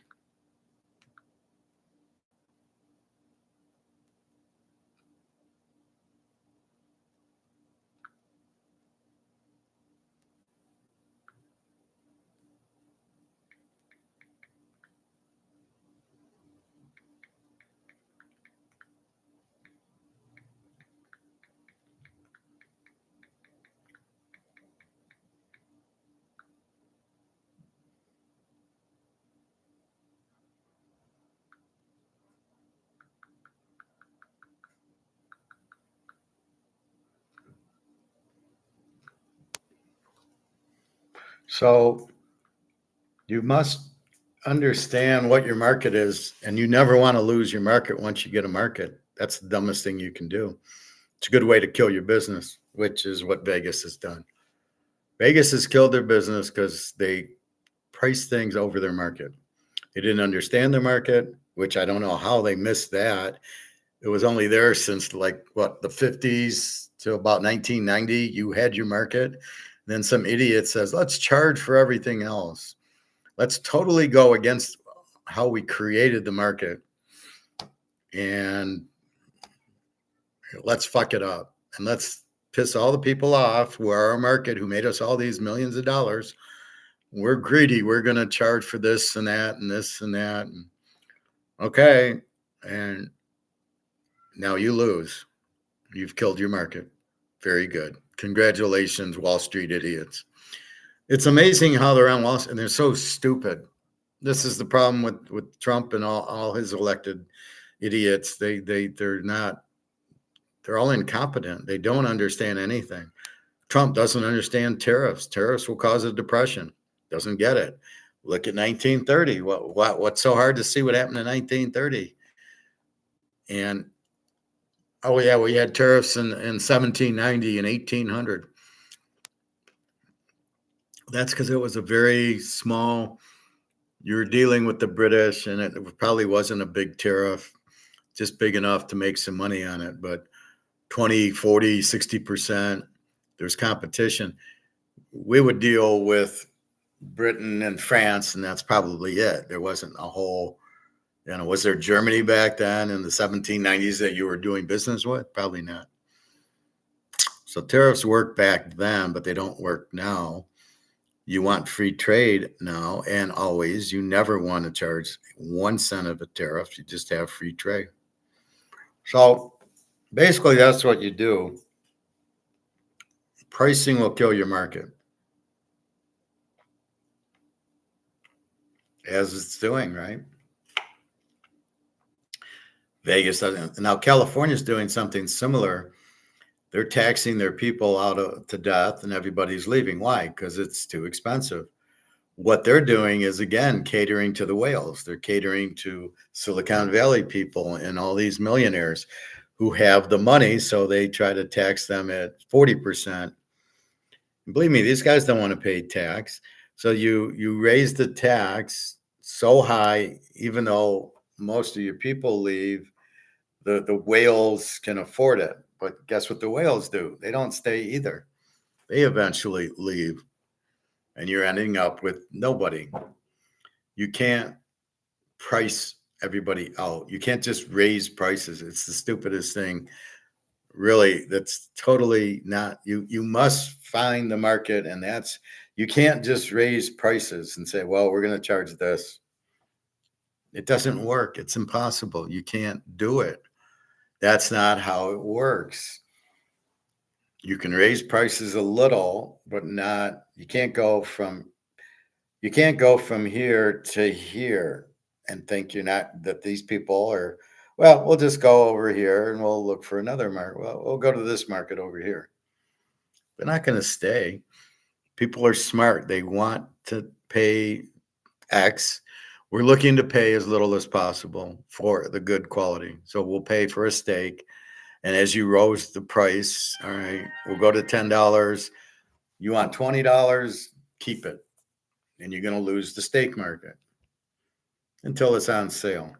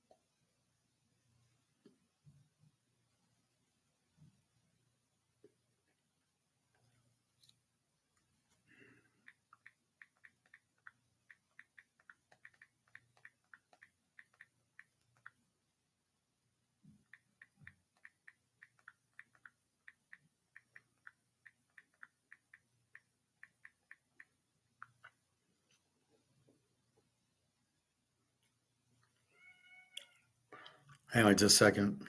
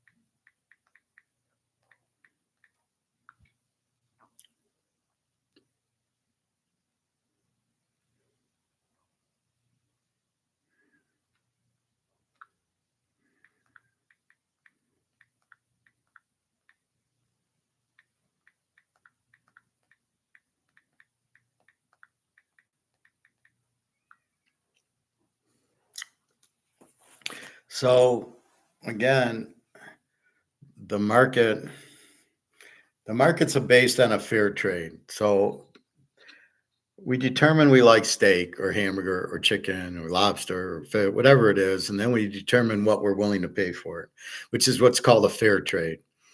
I'm trading my dollar for the food or the clothing. So I bought a coffee mug up there, the beer, the golf course. But I'd broken my Bellagio one. So it had to be a fair trade. What is a fair trade for that coffee mug? In other words, how much money am I willing to pay for it? I ended up paying $25, partly because it was the bear and I was it's a Nicholas course, which I liked, partly because I needed the coffee mug. If I didn't need the coffee mug, I would pay 25. Assuming it would be would be $15 for just an average coffee mug. But I had the bear on it and I liked the color and I liked the size. I've been looking for that. So I agreed $25 was a fair price because of that. Because, yes, 25, the bear, and because I needed it. A lot of it is you don't pay because you don't need it, right? Now, steaks, it's a luxury. I don't need the steak. I can eat hamburger. I can eat chicken. I can eat salmon. So it's whatever is a reasonable price. Salmon, $15 a pound. Okay, that's a little expensive, but it's reasonable. Yeah, I want the salmon. It's real healthy. So I get a pound or a little bit more for $15. I go, yeah, that's reasonable. And steaks, $12, $13. Once they hit 20, now do they lose me? They lose me at that price. They don't lose me as far as steaks, but at $20, they lose me. So when they roll the price back to 12 or 13 on sale, then they get me again. But at 20, they don't. There's ribs I like at this one place, the beef ribs, but I'll pay $10, $11, but when he starts going $14, it's too, because there's like the bone, the rib, the bone, the rib. So it's like three ribs, but you're getting the bone you're paying for. Well, I don't care about the bone. I can't eat the bone. So 10, 11 is fine. 14 is too much. Now you're talking $30 for two of them. It's like, no, that's crazy. So everything has a fair trade. The barbecue chicken and ribs, the burgers, the McDonald's kids meal at $15. Everything has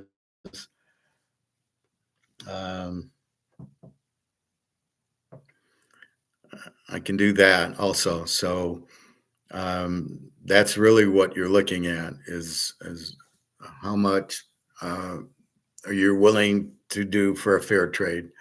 And what Vegas got wrong was they got us in at a very low hotel rate with very low food and sort of set the price that this is what we're going to trade. Yeah, I'll trade you for $30 for the hotel. Wow. Oh, $8 for steak and lobster at 10 o'clock at night.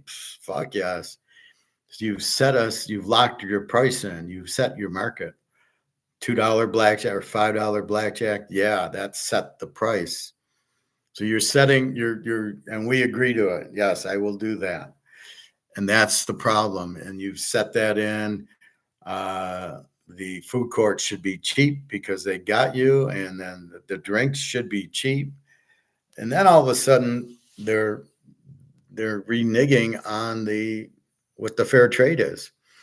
All of a sudden it's not a fair trade to charge me $40 to park when I shouldn't pay anything. You want me in your casino to shop, eat, and drink and gamble. And by you charging $40, $45 just to park there, no.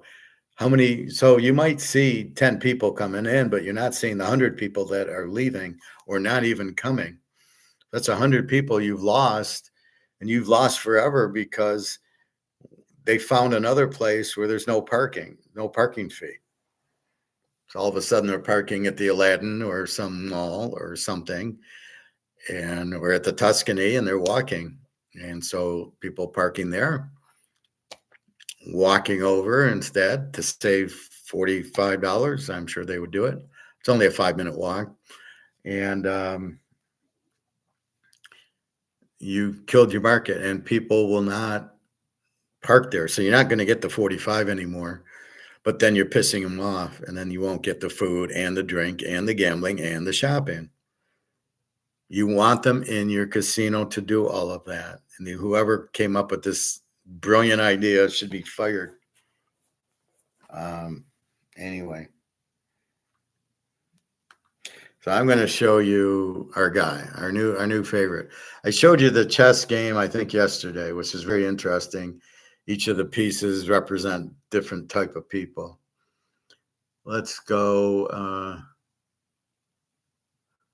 This mass, there's two, mass control, and then this one. So I'm going to show you the game theory, because that's what the U.S. uses, is game theory. I don't know why it doesn't. I think it's stupid, but let's see that. I think it's important we all realize that's what these wars, they're using game theory, and I don't really like it. I don't really agree with it, but we'll take a look. Claim your free 30-day trial of Walmart Plus and get a jump on summer savings with free same-day delivery.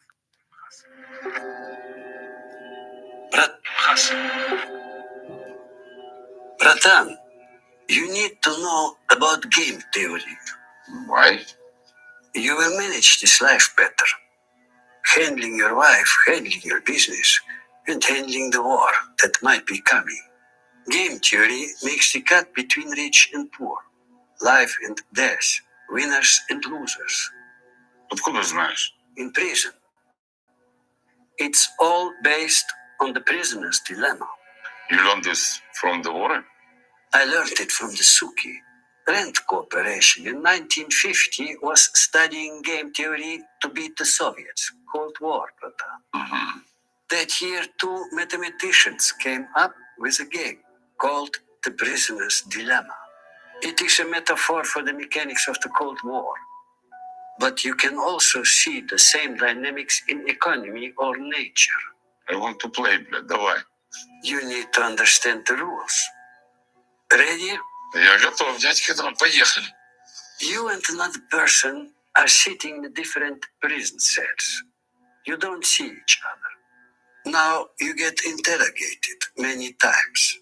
You can snitch like a suka, or you can be honorable and do not snitch on your brother. If you both keep your mouth shut, the police can't do shit. You both win.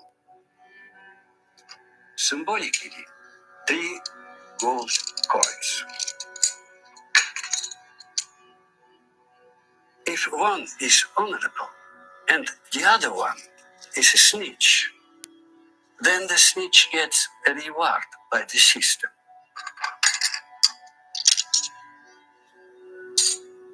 Five coins. And the other one is screwed. He gets 0. Mm-hmm. If both snitch,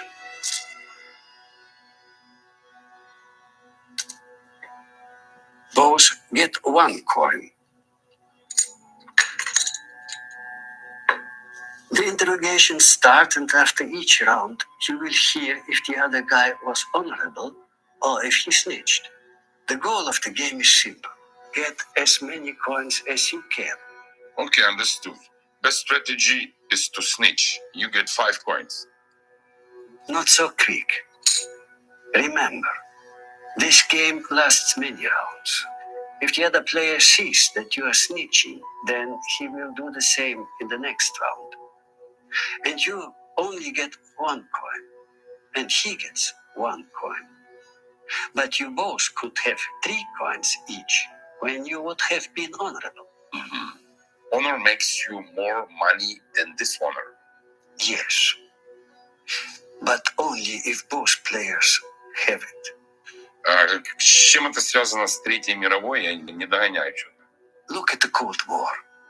Russia and US, were they cooperating or not cooperating? Not really. They went against each other. Exactly. Both built big nuclear weapons, wasted trillions of dollars. They never used these weapons. The money was lost. If they would have cooperated, they would have won this money. Cooperation makes you more money than confrontation or snitching. What is the best strategy in game theory? In 1980, there was a tournament. Many different computers played against each other. Each one had a different strategy. Each strategy played against every other strategy and even against a copy of itself. At the end, there were more than 40 strategies that played against each other. One of them called Friedman. It is an interesting one. He starts with cooperating with the other player, but if the other player does not cooperate once, then he will not cooperate anymore until the end of the game. Friedman holds a grudge. He loses all trust in a person after one misstep. Another strategy was called Jazz. Sneaky little bastard. I know it, just. Говноед, сука. Jazz copies the move of the other player, but 10% of the time he will snitch. Bumper cars today. My car's fender tomorrow. Tell me something I don't know. But 10% of the time he will snitch. You want to know which strategy won most coins after 200 games? Конечно, хочу. The most simple strategy, tit for tat, starts with cooperation. That means no snitching. And then just copies what the other one did from the last round. Ah. Start honorable. If the other player harms you, you hit them back. Good soul that also knows how to punch. He wins because he's tough. No, he wins because tit for tat masters the art of cooperation without getting exploited. That's what the most young people don't understand today. They have lost all trust. But the lone wolf strategy is a total loser strategy in game theory. In the 1980s tournament, the top 4 strategies have these 4 rules. Number 1, start with cooperation. Be nice. Number 2, be retaliatory. If your opponent harms you, strike back immediately and teach them. Number 3, after someone harms you, be forgiving and keep playing with them in an honorable way. Don't hold grudges. Friedman's strategy is unforgiving, but it scores low compared to tit for tat. Feels good not to cooperate after you've been hurt, блядь. Понимаешь? Your ego wins, but your heart and your wallet will lose, bratan. And finally, of course, number 4, be clear. If your strategy is too complex, others won't trust you because they don't understand you. The researchers found out that over time, systems like economy or biology tend to go from non-cooperation to more and more cooperation. Why? because everyone benefits. Sounds too good to be true. Wait, a loser's mindset is the mindset of zero-sum games. Games of chess and poker are zero-sum games. Your win is another person's loss. Zero-sum. But most games in life and economy are not zero-sum games. You don't get your win from screwing your business partner, but from collecting profit from your customers. In the market, cooperation makes you more money than confrontation. I don't believe it. What about World War I, II, and III? Что с ними? Good point. Wars help to keep the masses from playing the games. Чё? You need to research one fact. All the important decisions in the world are made in closed groups. Club,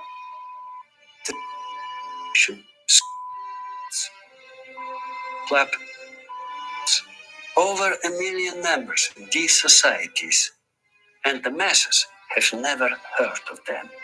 These societies, these closed groups have one goal: maximum cooperation amongst members. It's the strategy that makes most money. It is game theory. But the money is made not inside these circles, but outside of them. The Suki play cooperation amongst each other and non-cooperation against the rest of the world. I call this strategy honor to the inside, dishonor to the outside. A two-faced game theory. What about the war? Regularly, the Suki start a big war. One war produces 3 generations of controllable humans. Control how? Control them with a loser's mindset. A loser's mindset has the mindset to be isolated, untrusting, dishonorable, non-cooperating. They have been divided and conquered. They have adopted the Friedman strategy. The scientists who have studied game theory found out that over time, a system of people will go towards cooperation just because it is the better thing for all the individuals. But the Suki don't want the masses to cooperate. They want to play the game for themselves. They want the masses to have a useless strategy, the strategy of non-cooperation. It gives the least gold. Remember? What does the war have to do with it? If you send your sons to war, if they come home negative, broken, traumatized, they will not cooperate anymore. They will more easily adopt the loser strategy of non-cooperate with each others or the strategy of Friedman, losing trust immediately after one little thing goes wrong. The reason why the art of war talks about divide and conquer is exactly this: game theory.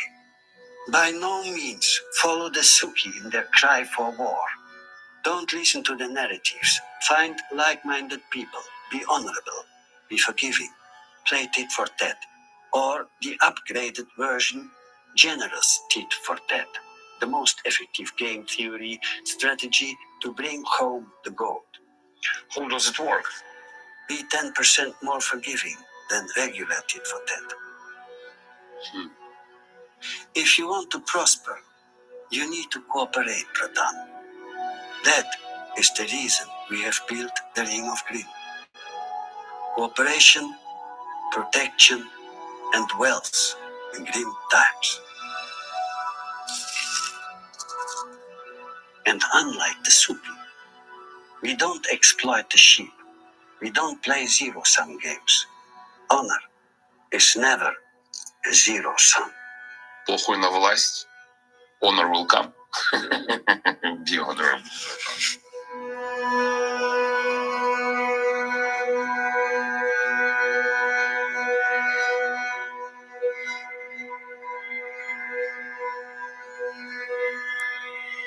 A fun and easy. I don't really kind of get it.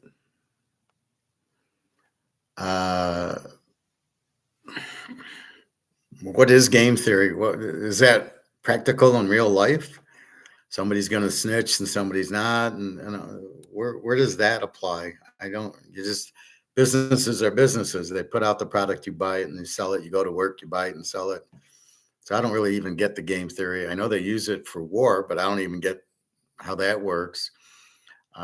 So it's kind of strange out there. All right, there's one more mass control manual, 5 minutes. Let's watch this. Way to make cash. Sign up directly on the app. Choose your own hours. Get paid to deliver. There is a powerful book that tells you everything about controlling and influencing the masses. It is a manual for manipulating human behavior worldwide. It was the favorite book of this dark soul. And if you understand it, you can protect yourself from the Suki that try to take everything from you, just like they have done before. Here is what you need to know. Let me give you 7 central thoughts of this powerful book. At the end of this, I will reveal the name of it. Mass manipulation rule number 1. Crowds obey simple emotions, not logic. In crowds, it is emotion, not reason, that dominate. The collective mind is purely emotional. Crowds are controlled through fear, anger, and excitement. Rational arguments are ignored, while strong emotions spread rapidly. Mass manipulation rule number 2. Repetition creates belief. Affirmation, pure and simple, kept free of all reasoning and all proof, is one of the surest means of making an idea enter the mind of crowds. The key to manipulating crowds is to repeat a statement over and over, without explanation or evidence. Repetition hardwires it into the collective mind. Mass manipulation rule number 3. Visual symbols overpower words. Crowds, being only capable of thinking in images, are only to be impressed by images. Crowds react to strong visuals and symbols far more than complex ideas or arguments. What they see shapes what they believe. Mass manipulation rule number 4. Prestige paralyzes judgment. The special characteristic of prestige is to prevent us seeing things as they are and to entirely paralyze our judgment. When a person, institution, or idea is seen as prestigious, it silences doubt and critical thinking. Prestige blinds the crowd to reality. Mass manipulation rule number 5. Leaders mold the crowd's will. The crowd is led by the unconscious, but directed by a leader whose will has become its own. A leader doesn't argue or debate with a crowd. Instead, they embody the crowd's emotions, amplifying its desires and focusing its energy. And it doesn't matter if the leader has no experience or merit. Mass manipulation rule number 6. Crowds worship absolute certainty. Crowds are only to be influenced by ideas that are absolute, uncompromising, and simple. Masses don't like nuance. They like simple black and white ideas presented with a total conviction. Doubt and complexity weakens influence. And finally, of course, mass manipulation rule number 7. Illusions seduce crowds more than truth. Crowds have never thirsted after truth. They turn aside from evidence that is not to their taste, preferring to defy error. If error seduces them, facts don't matter if they contradict the crowd's feeling. A convincing illusion will always win over uncomfortable truth. The book that reveals all of this is The Crowd, a study of the popular mind by Gustave Le Bon, written in 1895. This is powerful knowledge. But understand this. Knowledge is more powerful if you read it, discuss it, and apply it in a circle of trusted, like-minded people. Grimm stands for free minds, classic values, and relentless cooperation. We need each other in grim times. Be honorable. So that's my problem or our problem when we try to explain gold to people. It's the truth, but they don't want to hear it because it's not what they're led to believe, or in the events, if they're saying buy stocks, gold's no good, with or without the truth, if that's what the populace hears in the crowd, don't buy gold, buy stocks, buy Bitcoin. All you hear, buy Bitcoin. So everybody buys Bitcoin because they're told to, even though the truth is it's worthless. They don't want to hear the truth. People with their 401ks, they don't want to hear they should buy gold because they're programmed to buy the 401k. The company matches. It makes sense. And this is the problem. What I run into, and you run into, when we talk about gold, which we don't even realize, everybody's brainwashed into believing what Trump says or Obama says or any of these leaders, France and England. If the leader says X, then the crowd's behind the leader, and the leader doesn't argue, and nobody questions if it's the truth or not. It's the message being sent. Hitler, how do you think he got in? I got jobs for you. Where you? Oh, we got to get back. They look what happened in World War I and the whole thing. We got to get our land back. And so emotionally, the Germans, that's what they focused on, not if Hitler was crazy or not. And that's what you have now with these wars. Oh, look at the Ukrainian, the evil Russians are coming, and you could tell them the truth. I tried telling a guy the truth in the hot tub yesterday. He thought the Ukrainians were winning. And I said, no, the Russians have won like 73-0. Oh, they're losing 6,000 soldiers a day. I go, what are you talking about? The Ukrainians have lost 1.8 million. I'm sure the Russians haven't lost that many, because I'm listening to the general McGregor, or the other one, Daniel Davis or whatever. That's what I'm listening to. I'm listening to the truth, not Fox. The guy says, oh, you must be listening to Fox and Trump. And I go, based on what idea are you getting that I'm listening to those? It's clearly not true, but why do you think I listen to those people? I don't. I make up my own mind, and it blows people away because nobody makes up their own mind. Nobody critically thinks anymore. That was the other video I showed you yesterday, which is this one, which is the death of thought, right? I critically think. I question things. What do you mean tariffs are good? No, they're not. And then I'll prove it. What do you mean gold's no good? Yes, it is. Gold will save you. But nobody wants to hear the truth. They want to get at least in mass. I can get people on a one-on-one where it's not mass, but in a mass, people will not listen to me. They will, if it's a crowd, they'll just, it's all emotional. It's got nothing to do with logic or truth. That's what this whole thing was, what he was saying. And so that's, now I'm starting to realize like why I can't do anything, because I'm different. I'm Austrian economist. Nobody's Austrian. Everybody's Keynesian. We can just keep printing money, and we, because it's the reserve currency, we can just keep printing money. Because that's what they're saying. That's what they're told. Just buy Nvidia and buy Apple and Amazon and buy Microsoft. Just buy those 7 stocks and you'll be rich. So what does everybody do? They buy it without having any clue that they're getting fucked.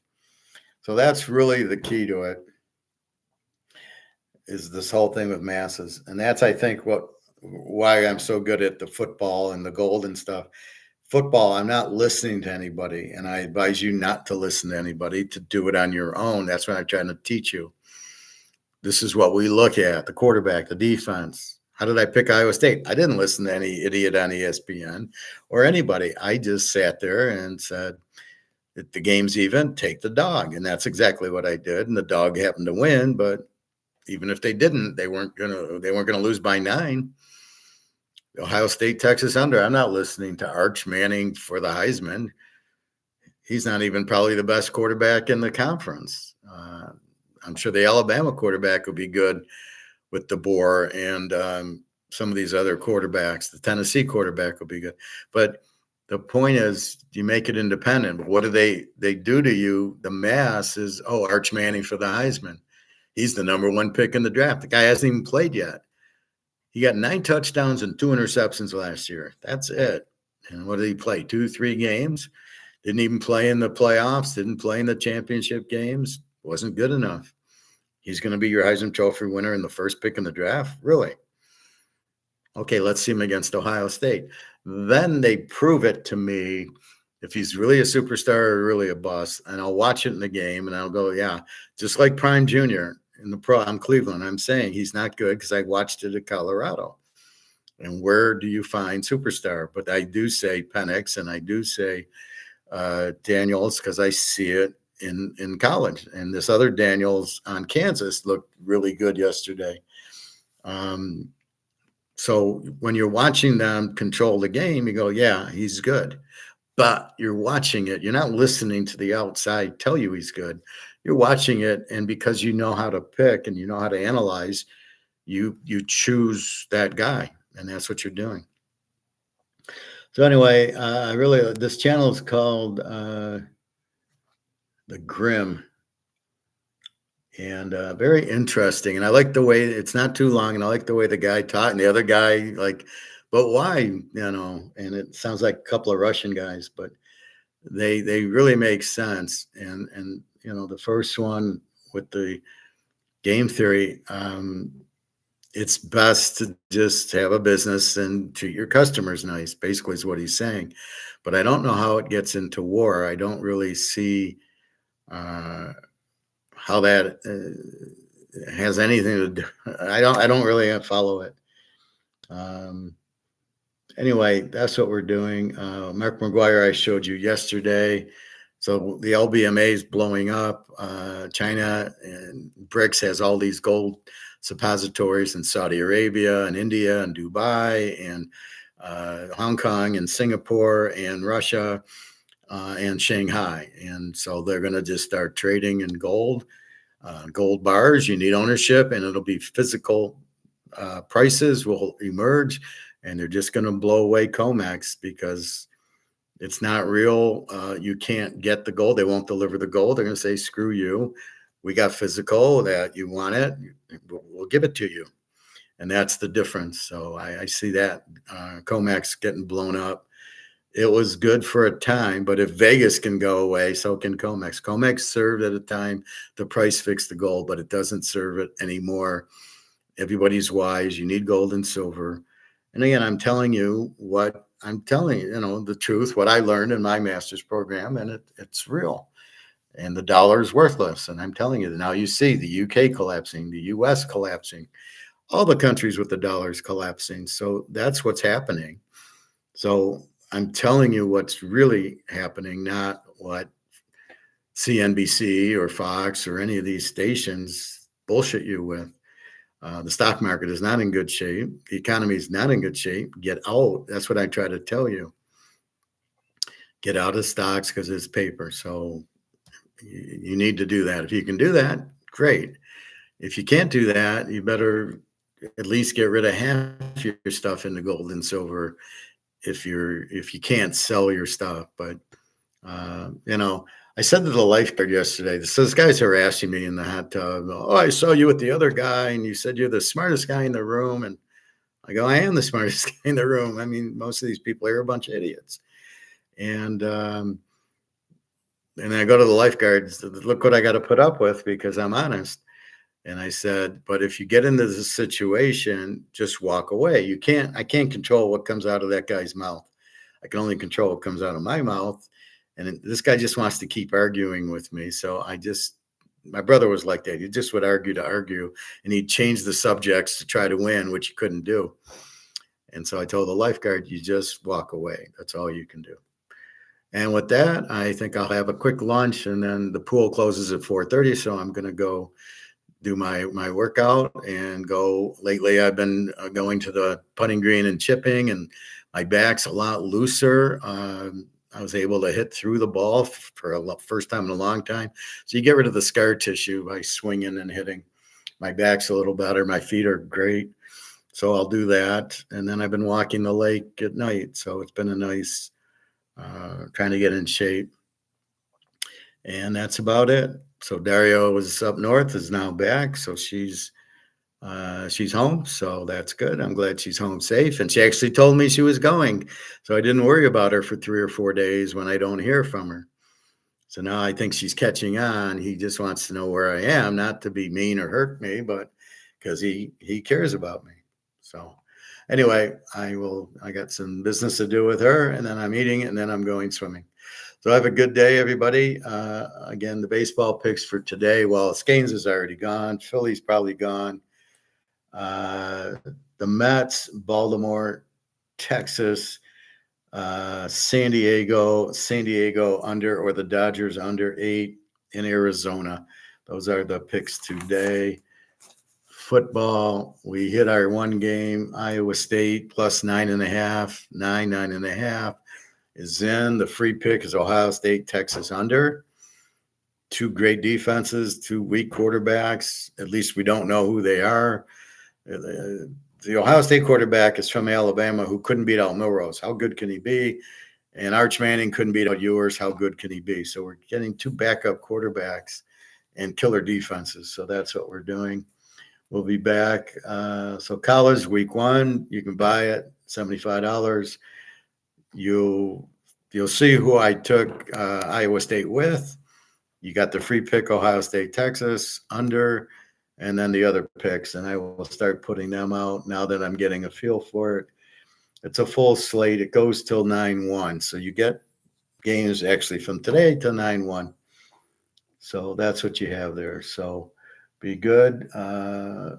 Exhibition football, I end up going 5-1, losing the Oakland part, and that's about it. So we got baseball in.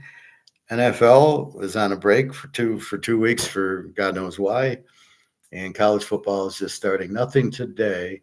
So it comes back on the 28th, which I believe is Thursday, and Friday, Saturday, Sunday. Sunday's I think the Notre Dame, Miami, and USC, Old Missouri State, and then 9-1's TCU, North Carolina, which Bill Belichick, who cares?